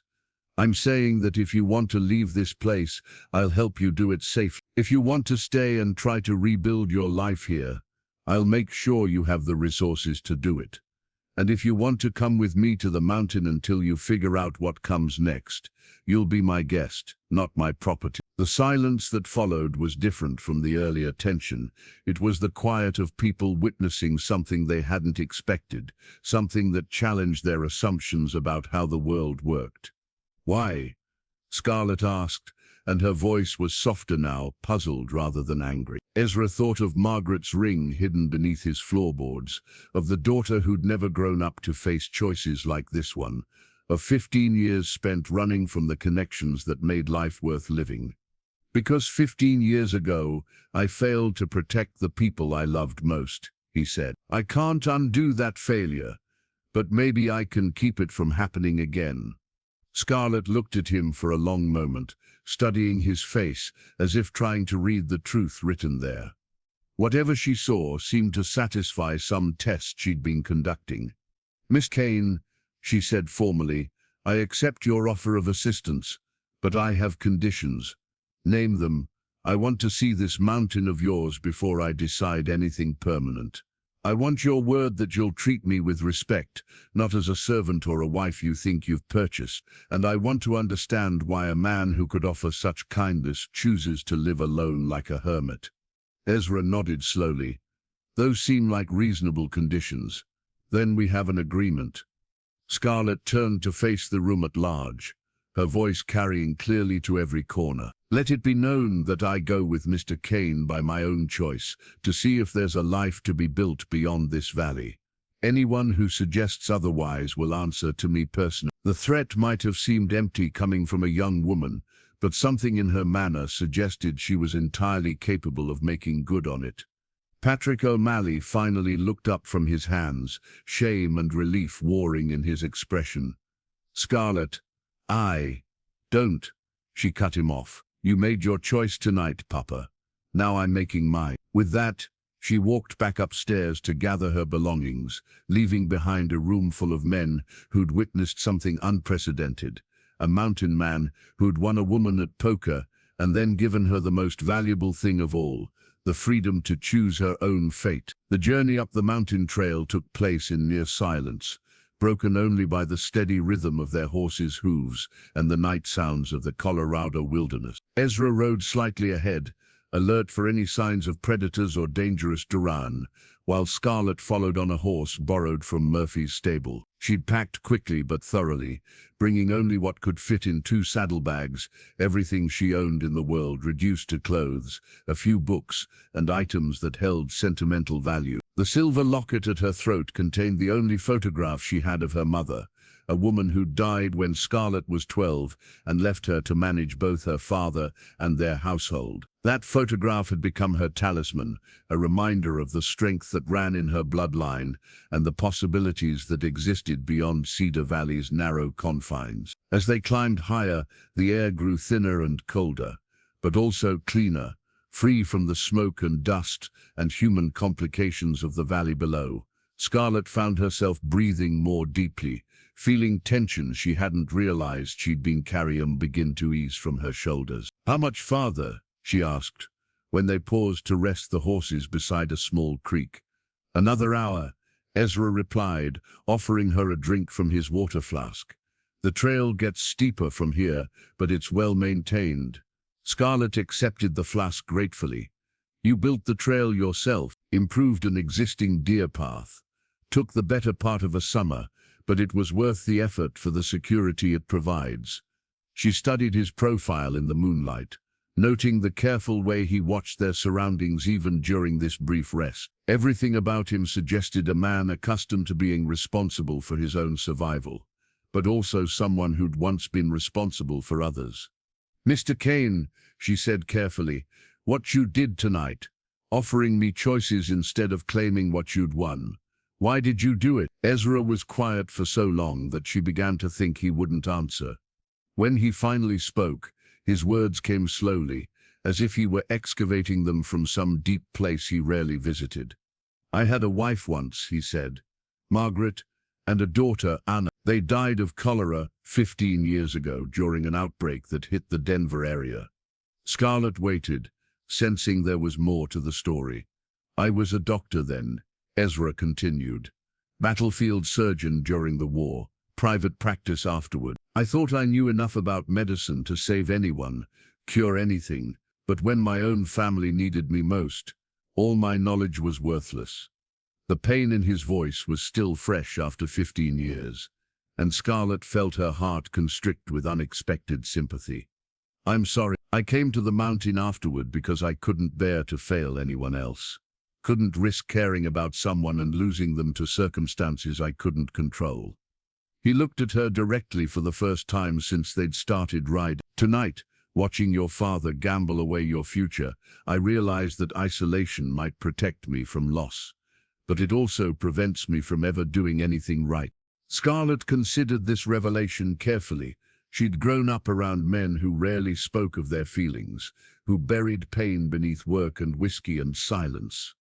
Ezra's honesty was unusual, even risky. It made him vulnerable in a way that few people would choose. So you decided to rescue me to make up for not rescuing them? Maybe, Ezra admitted. Or maybe I just recognized someone else who deserved better than the hand fate had dealt her. They resumed riding in thoughtful silence, but the quality of the quiet had changed. Instead of the careful distance between strangers, It had become the comfortable space between people beginning to understand each other. The cabin, when it finally appeared, surprised Scarlett with its sophisticated construction. She'd expected a rough shelter built from whatever materials the mountain provided. Instead, she found a solid structure with carefully fitted logs, proper chinking against the weather, and windows that had been transported up the mountain at considerable effort and expense. "You built this yourself?" she asked, dismounting and studying the cabin's clean lines. "Over several years," Ezra confirmed, unsaddling the horses. "I had time to do it properly." Inside, the cabin was equally impressive. A stone fireplace dominated one wall, its chimney designed to draw smoke efficiently without creating dangerous drafts. Shelves lined another wall, filled with books that spoke of education and wide-ranging interests. The furniture was handmade, but skillfully crafted, and everything was scrupulously clean. "There's a smaller room in the back," Ezra said, lighting oil lamps to push back the darkness. "You can have privacy there. I'll sleep out here by the fire." Scarlett examined the back room, finding it furnished with a comfortable bed, a washstand, and a small window that would provide morning light. It was better accommodations than she'd had at her father's farm, where privacy was a luxury they couldn't afford. "This is very thoughtful," she said, returning to the main room. "But I have to ask, do you bring many women up here?" Ezra's expression was so genuinely surprised that she immediately felt foolish for asking. "Miss O'Malley, you're the first person to set foot in this cabin who wasn't me. The first person I've spoken more than a dozen words to in over a year." The admission made Scarlett realize just how drastically her presence was disrupting his carefully ordered existence. For 15 years, this man had lived in complete solitude, and now he'd invited a strange woman into his sanctuary, based on nothing more than an impulse toward decency. "That must be difficult," she said, "having your routine disrupted this way." "Everything about today has been difficult," Ezra replied, but there was no reproach in his voice. "The question is whether it will be worth the difficulty." Scarlett settled into a chair beside the fireplace, studying the flames that cast dancing shadows across the cabin's interior. For the first time in hours, she allowed herself to truly consider her situation. She was alone on a mountain with a man she barely knew, having fled a father who'd tried to sell her to pay his gambling debts. By any reasonable measure, she should be terrified. Instead, she felt something she hadn't experienced in years. The possibility of hope. "Mr. Kane," she said finally, "I want you to know that I appreciate what you've done, but I also want you to understand that I don't need rescuing. What I need is the chance to build something for myself, to prove that I'm more than just someone's daughter or someone's prize." Ezra nodded slowly. "What did you have in mind?" "I don't know yet," Scarlett admitted, "but I'm intelligent, I'm strong, and I'm tired of letting other people decide what my life should look like. There has to be more possibilities in this world than what Cedar Valley offers." "There are," Ezra said quietly, "though sometimes it takes courage to find." As the fire burned lower and the mountain night deepened around them, Scarlett found herself wondering if she'd finally found someone who understood the difference between offering help and trying to control another person's destiny. It was a rare quality, especially in men, and it made her think that perhaps her impulsive decision to trust this mysterious mountain man might not have been so foolish after all. Outside, the wind whispered through the pine trees, with sounds that spoke of vast spaces and endless possibilities.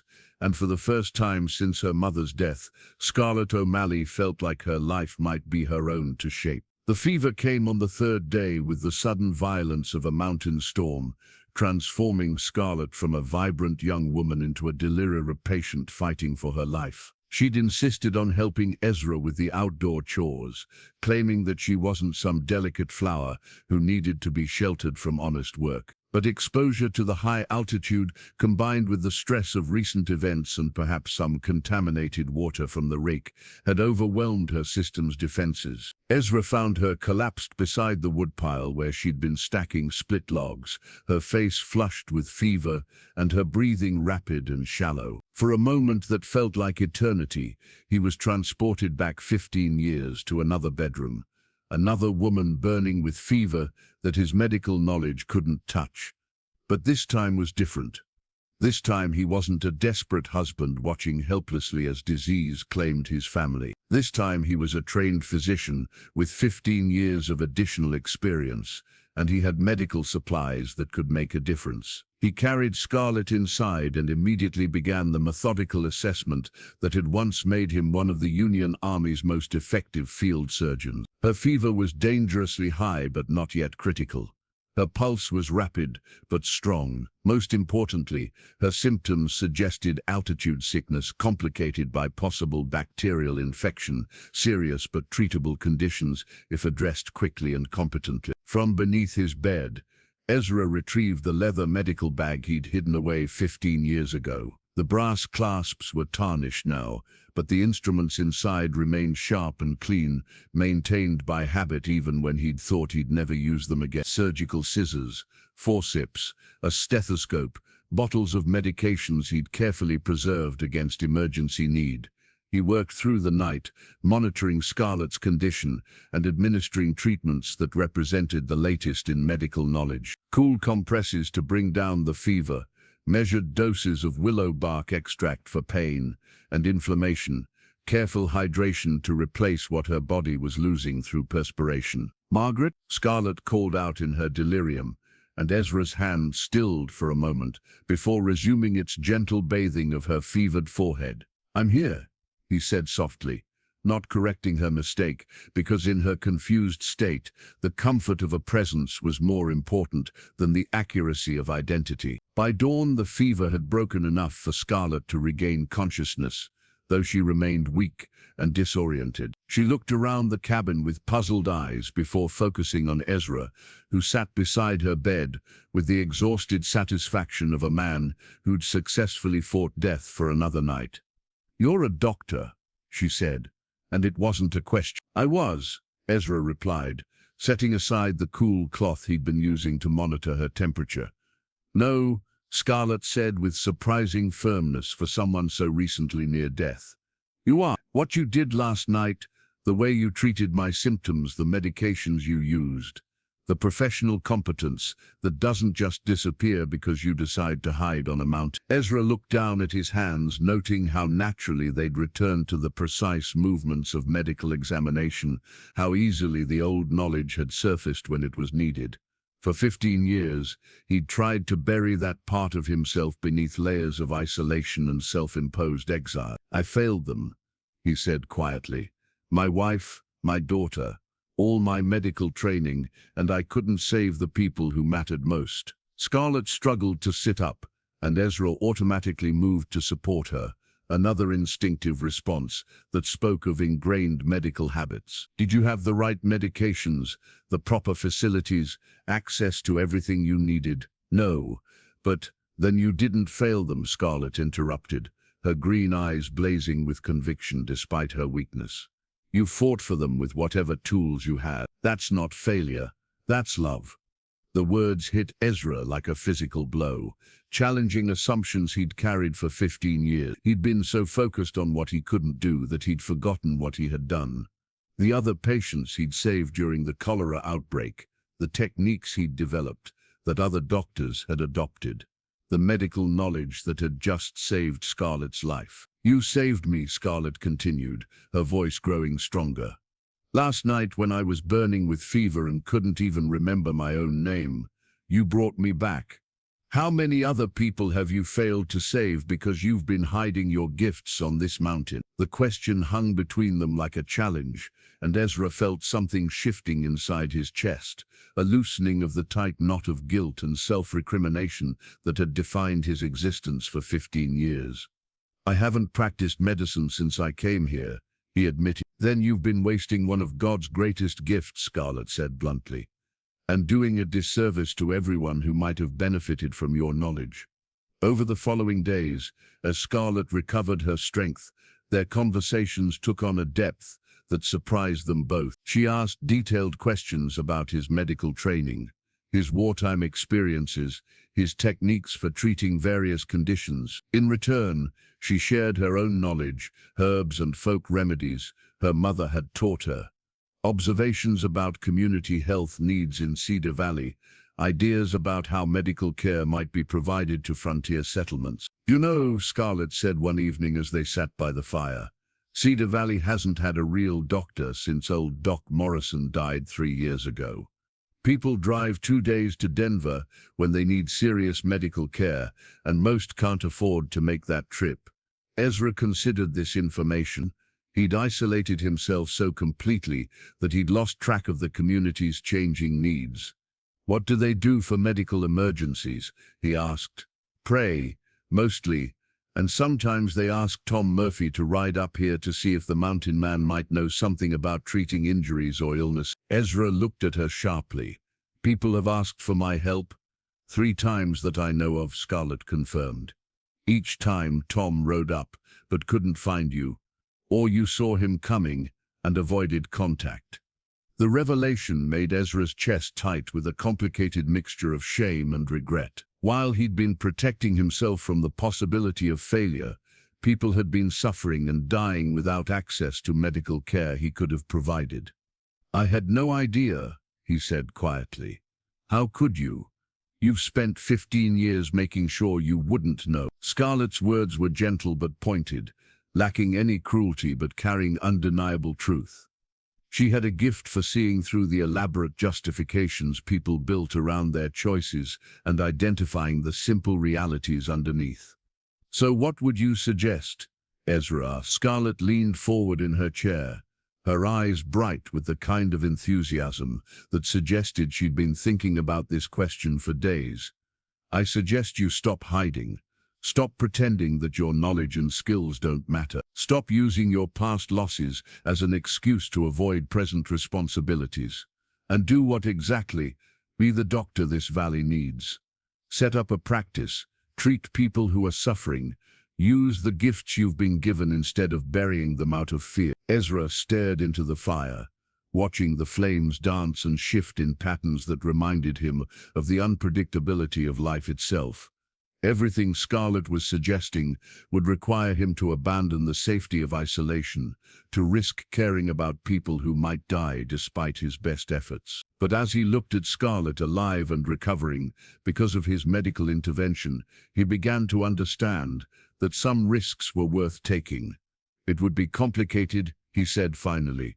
"Setting up a practice, earning people's trust after 15 years of deliberate isolation." "The best things usually are complicated," Scarlett replied, "but that doesn't make them impossible." As autumn deepened toward winter, their conversations continued to evolve, moving from theoretical discussions about medical practice to practical considerations about how such a transformation might actually work. Scarlett proved to have a keen mind for logistics and planning, skills that complemented Ezra's medical expertise in ways that surprised them both. More importantly, the easy partnership that developed between them began to feel like something that might endure beyond the immediate crisis that had brought them together. They worked well as a team, each contributing strength that covered the other's limitations. And slowly, carefully, they began to care about each other in ways that went beyond gratitude or obligation. The discovery came by accident, as the most significant discoveries often do. Scarlett was exploring the cabin's back room more thoroughly, looking for additional blankets as the November cold began to bite with real teeth, when she noticed that one of the floorboards sounded different when she walked across it. Curiosity led her to examine the board more closely, and gentle pressure revealed that it was loose enough to lift. Beneath the floorboard, in a small wooden box that had been carefully hidden for 15 years, Scarlett found the artifacts of Ezra's former life. Margaret's wedding ring caught the afternoon light filtering through the window, its simple gold band worn smooth by years of wear before being preserved in darkness. Beside it lay a small daguerreotype photograph showing a younger Ezra with a beautiful woman and a little girl who couldn't have been more than 2 years old. The family portrait revealed everything that Ezra's careful words had only hinted at. His wife had been lovely in the delicate way of women who were cherished and protected from life's harsher realities. Their daughter had inherited her mother's fine features, but her father's serious eyes, and Ezra himself looked like a man who believed the future held nothing but promise, confident, happy, utterly unprepared for the tragedy that would transform him into the isolated hermit she'd come to know. "You found them," Ezra said quietly from the doorway. Scarlett looked up, still holding the photograph with careful reverence. "I'm sorry, I wasn't trying to intrude. I was looking for blankets and the floorboard was loose." "It's all right," Ezra said, though his voice carried the weight of emotions too complex for easy expression. "Maybe it's time they saw light again." He settled beside her on the floor, accepting the photograph when she offered it back to him. For a long moment he studied the faces of the family he'd lost, his expression distant with memory. "Margaret was everything good about the world," he said finally. "Kind, patient, always seeing the best in people even when they didn't deserve it. She would have loved you, I think, would have appreciated your strength and your refusal to let circumstances defeat you." Scarlett felt her throat tighten with unexpected emotion. "Tell me about Anna." Curious about everything, fearless in the way that only children can. She had a laugh that could fill a room. And she was convinced she was going to be a doctor like her papa when she grew up. Ezra's voice broke slightly on the last words. "She was so proud when I let her help bandage her doll's imaginary injuries." The pain in his voice was so raw that Scarlett instinctively reached out to cover his hand with hers. The contact seemed to ground him, drawing him back from the past's sharp edges to the present moment. "They would want you to be happy," she said gently, "to use your gifts, to care about people again. Hiding up here, cutting yourself off from life, that doesn't honor their memory. It just wastes the time you've been given that they weren't." Ezra looked at her directly, and in his eyes Scarlett saw the moment when 15 years of self-imposed penance began to crack open, revealing the man who'd been buried beneath layers of guilt and isolation. "I've been thinking about what you said," he admitted, "about the valley needing a doctor, about the responsibilities that come with having knowledge that could help people. And I think you're right. I think it's time to stop hiding." The admission seemed to surprise him as much as it did her. But once the words were spoken, they took on the weight of commitment. Scarlett felt her heart race with excitement and something deeper. The recognition that they were discussing not just Ezra's future, but potentially their shared future. "What would that look like?" she asked carefully. Ezra was quiet for a moment, clearly thinking through possibilities he'd avoided considering for 15 years. "I'd need to establish credibility again, let people know I'm available for medical consultations. Start small, maybe treating minor injuries and illnesses, building trust gradually." "Where would you set up a practice?" "That's the complicated part," Ezra admitted. "I could work out of the cabin, but the location makes it difficult for people who need immediate care. And I'd need proper supplies, equipment that I don't currently have." Scarlett's mind was already working through the logistics, seeing possibilities that his natural caution might overlook. "What about starting in town, renting space from Tom Murphy maybe, or using part of Henderson's store?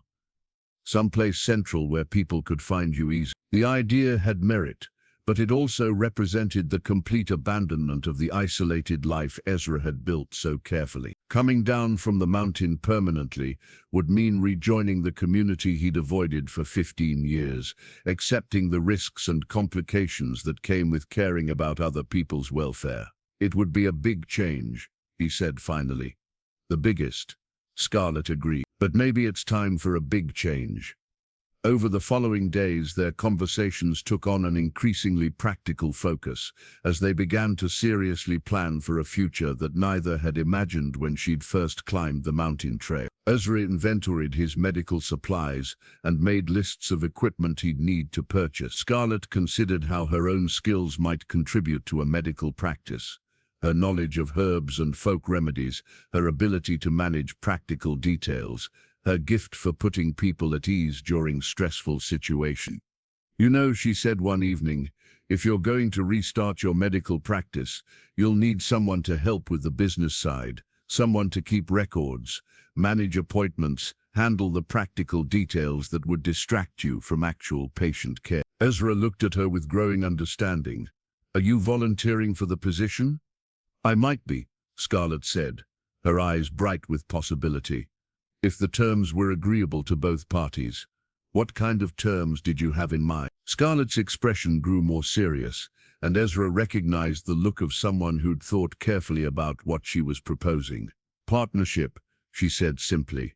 "Not employment, not charity, but genuine partnership. You provide the medical expertise, I provide business management and practical support.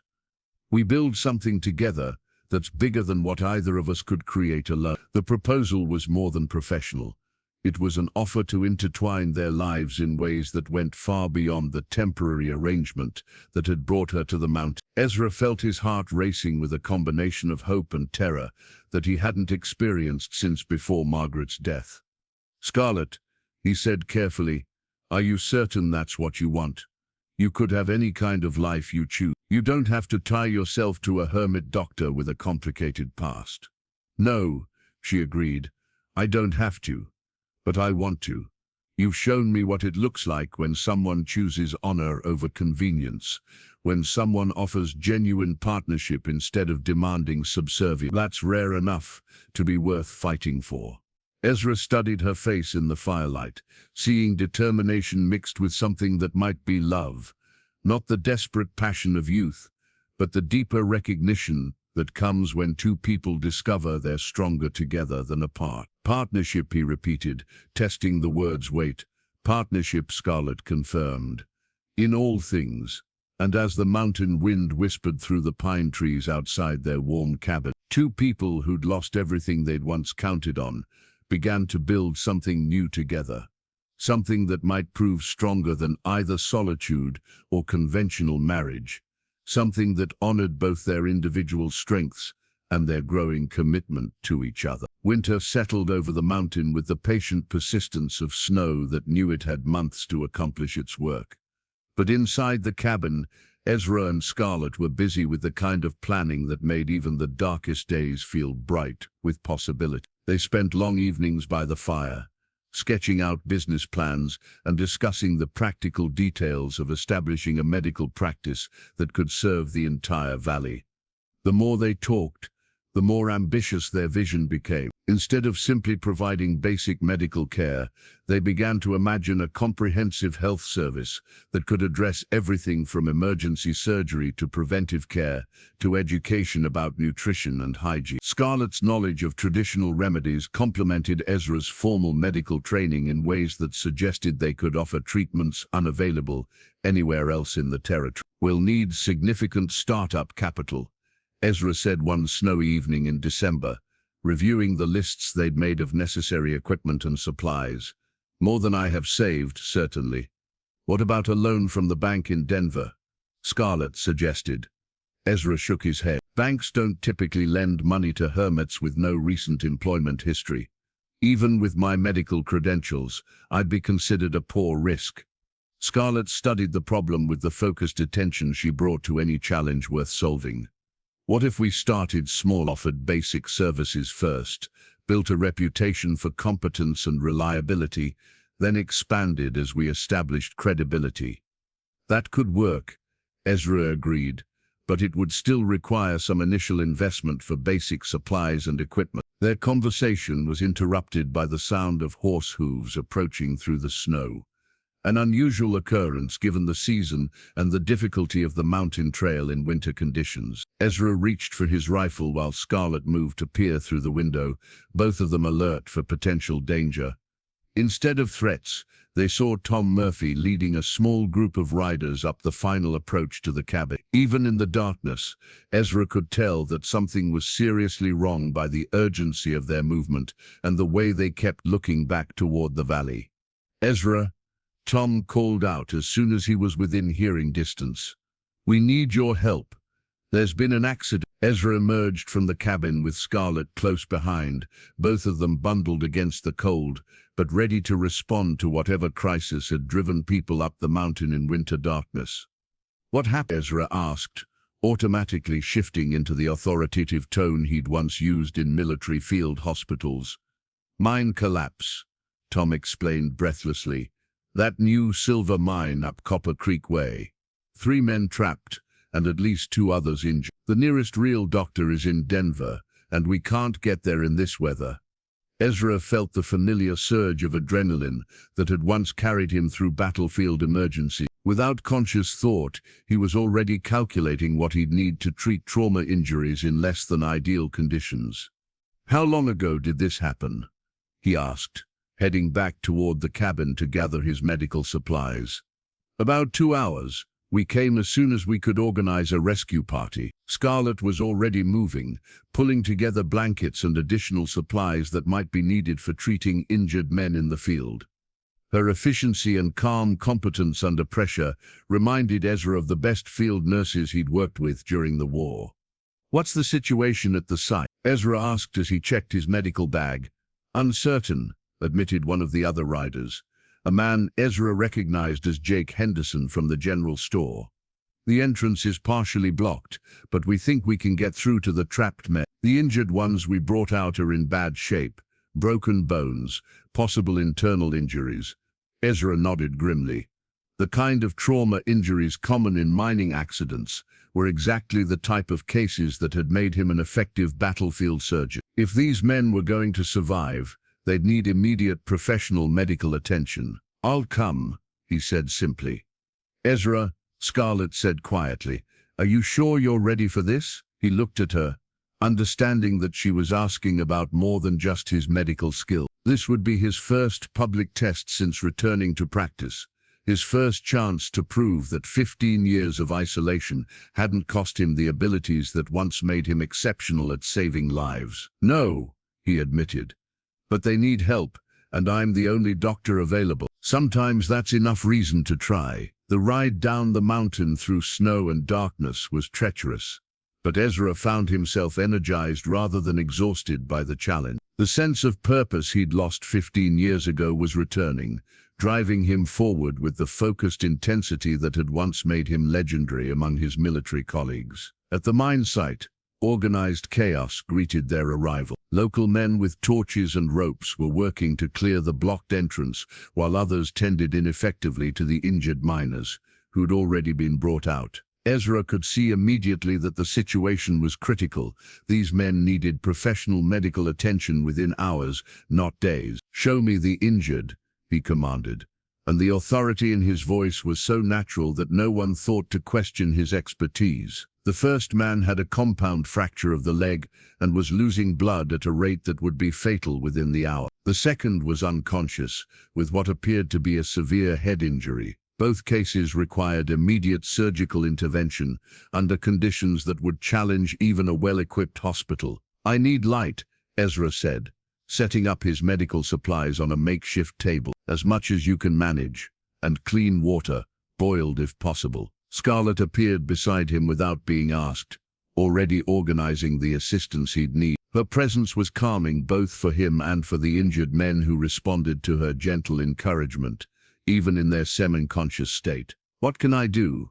she asked quietly. "Help me save their lives," Ezra replied, and began the delicate work of battlefield surgery that would either prove his continued competence or confirm his worst fears about his limitation. For the next 4 hours, Ezra worked with the focused precision that had once made him famous among his peers. He set bones, sutured wounds, and performed emergency procedures that required not just medical knowledge, but the kind of steady hands and clear thinking that could only come from years of experience. Scarlett proved to be an invaluable assistant, anticipating his needs and providing exactly the right kind of support at exactly the right moments. She had an intuitive understanding of medical procedures that went beyond anything she could have learned from books, and her calm presence seemed to stabilize not just the patients but everyone involved in the rescue effort. By dawn, both injured miners were stable and conscious, their conditions serious but no longer life-threatening. The 3 men trapped in the mine had been successfully extracted, suffering from exposure and minor injuries, but alive and expected to make full recoveries. "Dr. Kane," said Tom Murphy as they prepared to transport the patients to more comfortable surroundings, "I don't know how to thank you. Without your help, we'd have lost at least 2 men tonight." Ezra looked around at the faces of the people who'd worked through the night to save their neighbors, miners and shopkeepers and farmers who'd risked their own safety to help others in need. These were the people he'd been avoiding for 15 years, the community he'd convinced himself he couldn't trust with his care. "You don't need to thank me," he said quietly. "This is what neighbors do for each other." As they rode back toward town in the growing daylight, Scarlett's hand found his, offering the kind of wordless support that spoke of deep understanding and shared commitment. "You were magnificent," she said softly. "We were magnificent," Ezra corrected. "I couldn't have done it without your help." And as the sun rose over Cedar Valley, illuminating a community that had just witnessed the return of their long-lost doctor, Ezra Kane began to understand that some kinds of isolation were choices, and some kinds of belonging were worth the risks they required. The news of Ezra's medical heroism spread through Cedar Valley with the speed that important information achieves in small communities. By the time he and Scarlett returned to town, the following day, word had already reached every household about how the mysterious mountain man had saved 2 lives with surgical skill that rivaled anything available in Denver. But with the admiration came complications that Ezra hadn't anticipated. People began arriving at Murphy's saloon as early as dawn, hoping to consult with the doctor about ailments they'd been enduring for months or years. Word had somehow spread that Dr. Kane was available for medical consultations, and suddenly everyone in the valley seemed to need his attention. "Kane," called out Mrs. Peterson, approaching him outside Henderson's store with the determined stride of a woman accustomed to getting what she wanted. "My husband's been having terrible pain in his back, and I wonder if you might take a look at him." Before Ezra could respond, Jake Henderson emerged from his store with his own request. "Doc, my youngest has been running fevers on and off for weeks. Could you spare a few minutes to examine her?" Within an hour, a crowd had gathered that included nearly every family in Cedar Valley. People with chronic ailments, parents worried about their children, elderly residents seeking reassurance about symptoms they'd been ignoring, all of them looking at Ezra with the kind of hope that made his chest tight with both pride and responsibility. "Folks," Tom Murphy announced, stepping out of his saloon to address the growing crowd, "Dr. Kane has just finished working all night to save lives. Maybe we should give him a chance to rest before we ask for more miracles." But Ezra found himself stepping forward instead of retreating, looking at the faces around him, people he'd been avoiding for 15 years, neighbors who were now trusting him with their most precious concerns. He realized that this was exactly what he'd been meant to do.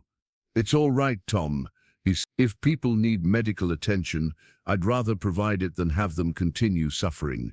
What followed was an impromptu medical clinic conducted in the back room of Murphy's saloon. Ezra examined patients, while Scarlett organized the crowd, took basic information, and helped people feel comfortable while they waited their turn. The partnership they'd been discussing in theoretical terms suddenly became practical reality as they worked together to provide care for an entire community. "Mrs. Peterson," Ezra said after examining her husband's back, "your husband has muscle strain from lifting heavy objects incorrectly. I can show you some exercises that will help, and recommend changes to his work routine that should prevent the problem from recurring. Little Sarah Henderson has a mild respiratory infection that should clear up with rest and proper hydration," he told Jake. "But I want to see her again in a week to make sure her lungs remain clear." Case after case, Ezra found himself diagnosing conditions that were easily treatable but had been causing unnecessary suffering simply because no qualified medical professional was available. The realization that his isolation had allowed preventable problems to persist made him more determined than ever to establish a permanent practice in the valley. Dr. Kane said elderly Mr. Jameson after his examination, "It's been 3 years since we've had proper medical care in this valley. Having you back is like having a piece of civilization return to the wilderness." The comment was well-intentioned, but it made Ezra uncomfortable in ways he couldn't quite articulate. He wasn't trying to bring civilization to the wilderness. He was trying to find a way to use his abilities to serve the community that had become his home. "I'm not back, Mr. Jameson," he said carefully.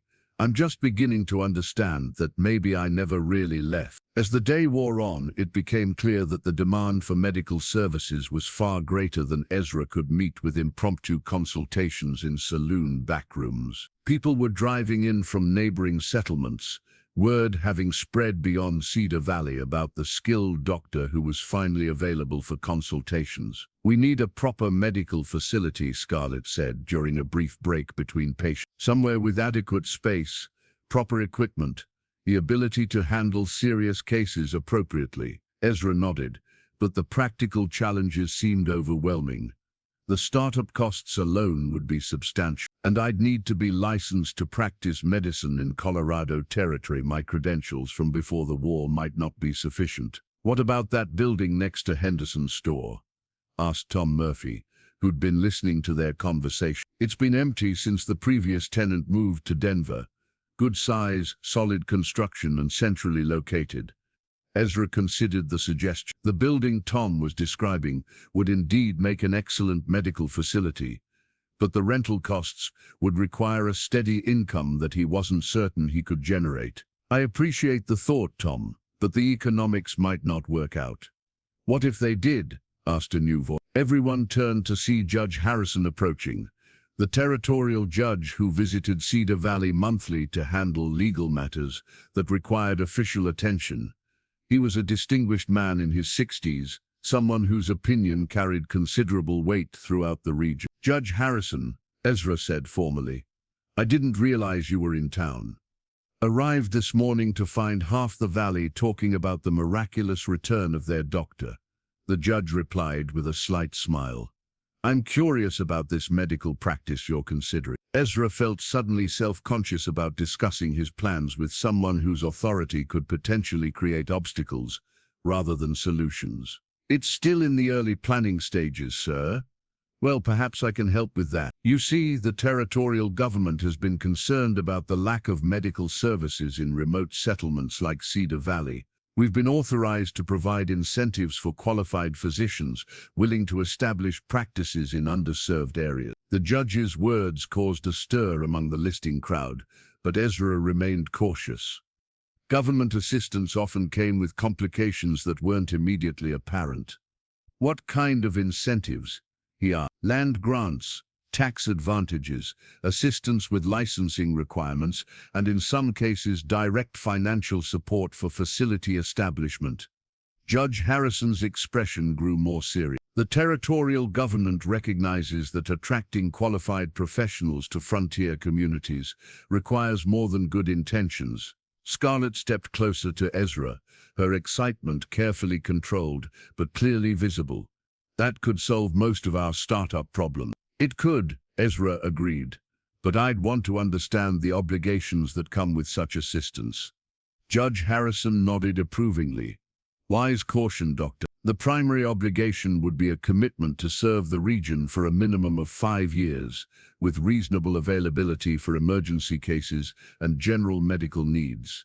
Beyond that, you'd have considerable autonomy in how you structure your practice." As the judge outlined the details of the territorial medical incentive program, Ezra found himself confronting a possibility he'd never seriously considered, not just returning to medical practice, but doing so with official support and community backing that could make the venture genuinely successful. "I'd need time to consider this carefully," he said finally. "Of course," Judge Harrison replied, "but I should mention that such opportunities are rare, and the territorial government's commitment to this program may not continue indefinitely. If you're interested, I'd recommend moving quickly. That evening, as Ezra and Scarlett returned to the mounting cabin to consider their options, the weight of decision-making felt both exciting and terrifying. They were no longer discussing theoretical possibilities, but concrete opportunities that could reshape not just their own lives, but the future of an entire community. "What do you think?" Scarlett asked, as they settled beside their fireplace. Ezra stared into the flames, considering everything that had changed since she'd climbed the mountain trail just weeks earlier.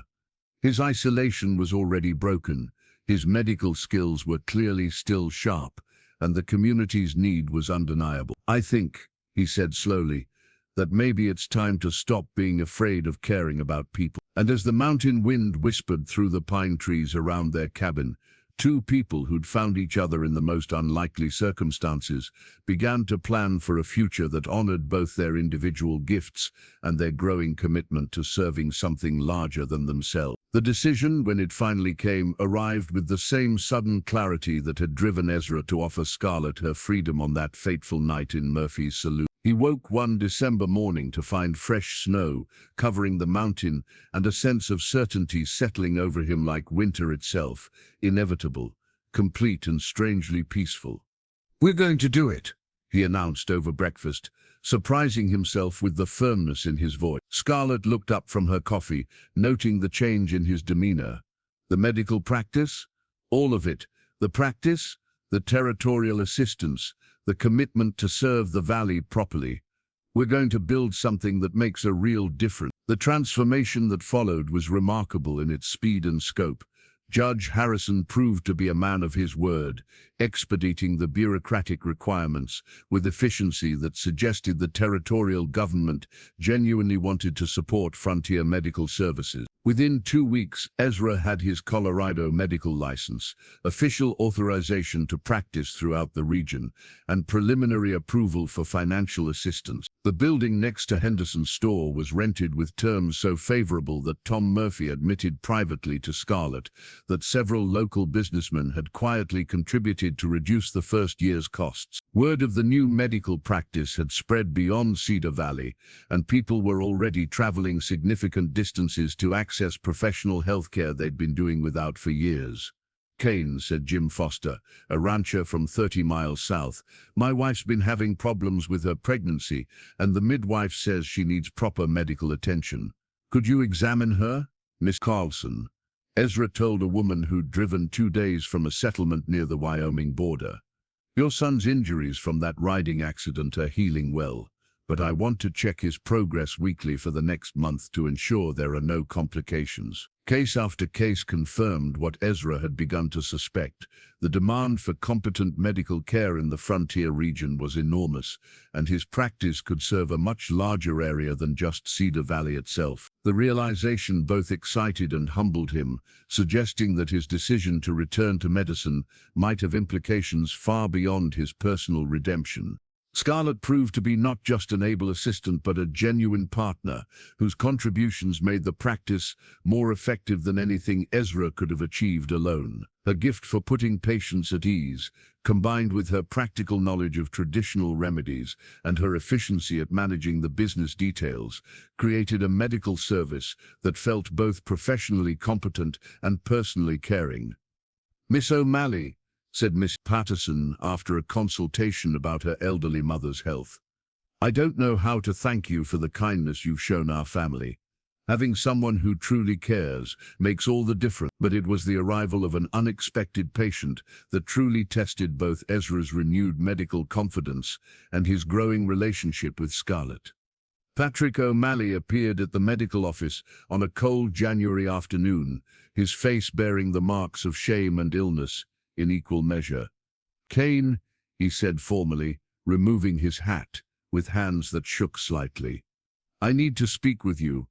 Ezra studied Scarlett's father carefully, noting the signs of declining health that suggested more than just the effects of winter weather and ongoing guilt. "What can I do for you, Patrick?" "It's my health," O'Malley admitted. "I've been having pains in my chest, trouble breathing, especially when I exert myself, And there's been blood when I cough. The symptoms were concerning enough that Ezra immediately shifted into professional mode, setting aside any personal feelings about what had happened in Murphy's saloon months earlier. Let me examine you. The examination revealed what Ezra had begun to suspect. Patrick O'Malley was suffering from what appeared to be advanced lung disease, possibly complicated by heart problems that had been developing over months or years of neglect. How long have you been experiencing these symptoms? Ezra asked. Since before the poker game, O'Malley admitted. I've been afraid to seek medical attention, afraid of what I might learn. Scarlett had been maintaining professional distance during her father's examination, but Ezra could see the conflict in her expression, concern for her father's health, warring with anger about his past choices, and ongoing avoidance of responsibility. Patrick, Ezra said carefully, your condition is serious. You need ongoing medical care and significant changes to your daily routine if you want to avoid further deterioration. How serious? O'Malley asked, though his expression suggested he already suspected the answer. Serious enough that ignoring it any longer could be fatal. The blunt assessment hung in the air between them, forcing all three to confront the reality that time was limited and past grievances might need to be set aside in favor of more immediate concerns. Papa, Scarlett said finally, her voice carrying a mixture of professional concern and personal pain. Why didn't you seek help sooner? Because I was ashamed, O'Malley replied simply. Ashamed of what I'd done to you, ashamed of the debts I'd accumulated, ashamed of the man I'd become. It seemed easier to just fade away. Ezra found himself unexpectedly moved by the older man's honesty. He'd seen similar cases during the war, men whose shame about their failures made them reluctant to seek help, even when their lives depended on it. Shame is a luxury you can't afford, he said gently. Not when there are still things you can do to make amends for past mistakes. Over the following weeks, Patrick O'Malley became a regular patient at the medical practice, receiving treatment for his physical ailments, while slowly beginning to rebuild his relationship with his daughter. The process was complicated and sometimes painful, but it provided opportunities for healing that went beyond medical intervention. I want you to know, O'Malley told Scarlett during one of his visits, that seeing you build something meaningful with Doc Kane, it's the first thing that's made me proud in longer than I can remember. Papa, Scarlett replied, I need you to focus on getting well. We can work on the rest as we go. The reconciliation between father and daughter became a symbol of the broader healing that was taking place throughout the community. Ezra's medical practice was providing more than healthcare. It was offering people hope that problems could be solved, that suffering didn't have to be endured in isolation, that professional help was available for those brave enough to seek it. Doctor, said Tom Murphy one evening as Ezra was closing the medical office, I wanted you to know that having you and Miss O'Malley here has changed this whole valley. People are more optimistic, more willing to believe that things can get better. Ezra considered the observation as he walked home to the cabin he and Scarlett were still sharing while they looked for more permanent housing arrangements. The mountain retreat that had once represented escape from the world's complications was beginning to feel like a temporary refuge rather than a permanent sanctuary. Scarlett, he said that evening as they reviewed the day's patient notes, I've been thinking about our living arrangement. She looked up from the records she was organizing, her expression carefully neutral. What about them? They're not sustainable long-term. We need to be closer to the medical practice, and people need to know where to find us in case of emergencies. That makes sense, Scarlett agreed. Did you have something specific in mind? Ezra hesitated, recognizing that his next words would define not just their professional partnership, but their personal relationship as well. I think we should get married. The proposal, if it could be called that, hung between them with all the romantic elegance of a medical diagnosis. Scarlett stared at him for a moment before beginning to laugh, a sound that held more genuine amusement than mockery. Ezra Kane, she said finally, that is possibly the least romantic marriage proposal in the history of Colorado territory. I'm sorry, Ezra said, suddenly realizing how his practical approach might have sounded. I know what you meant, Scarlett interrupted, her eyes bright with affection, and something that might be love. You meant that we work well together, that our partnership has grown into something deeper, and that you'd like to make it permanent. You just forgot to mention whether you actually love me. Ezra felt his heart racing as he looked at this remarkable woman who transformed his life simply by refusing to accept the limitations that others had tried to place on her future. "I love you," he said simply. "I love your strength, your intelligence, your refusal to let circumstances defeat you. I love the way you see possibilities where others see only problems, and I love the person I become when I'm with you." Scarlett's smile was radiant enough to light the entire cabin. "Well, that's better, much better. Is that a yes?" "That's a yes to the marriage, yes to the partnership, and yes to building something together that's bigger than either of us could create alone." As they held each other beside the fireplace that had witnessed so many important conversations, Ezra marveled at the unexpected turns his life had taken. 6 months earlier, he'd been a hermit hiding from the world's complications. Now he was a practicing physician, with a thriving medical practice and a woman who loved him enough to share both his past sorrows and his future hopes. The transformation seemed impossible, but it was real as the mountain that surrounded them, as real as the community that had welcomed them back, as real as the love that had grown between two people who'd found each other in the most unlikely circumstance. And as the winter wind whispered through the pine trees around their temporary home, Ezra Kane began to understand that some kinds of healing took time, but some kinds of happiness could arrive as suddenly as snow in the mountains, unexpected, transformative, and more beautiful than anything he'd thought possible. The wedding took place on a bright February morning that seemed designed by nature to celebrate new beginnings. Snow covered the valley in pristine white. The sky was a blue so clear it looked like polished glass, and the air carried the kind of crystalline quality that made every breath feel like a promise of spring to come. Tom Murphy had insisted on hosting the ceremony at his saloon, claiming that since the establishment had witnessed the beginning of their story, it was only fitting that it should host their commitment to each other. The main room was decorated with pine boughs and winter flowers that Scarlett had somehow managed to find despite the season, and nearly every resident of Cedar Valley had gathered to witness the union of their doctor and his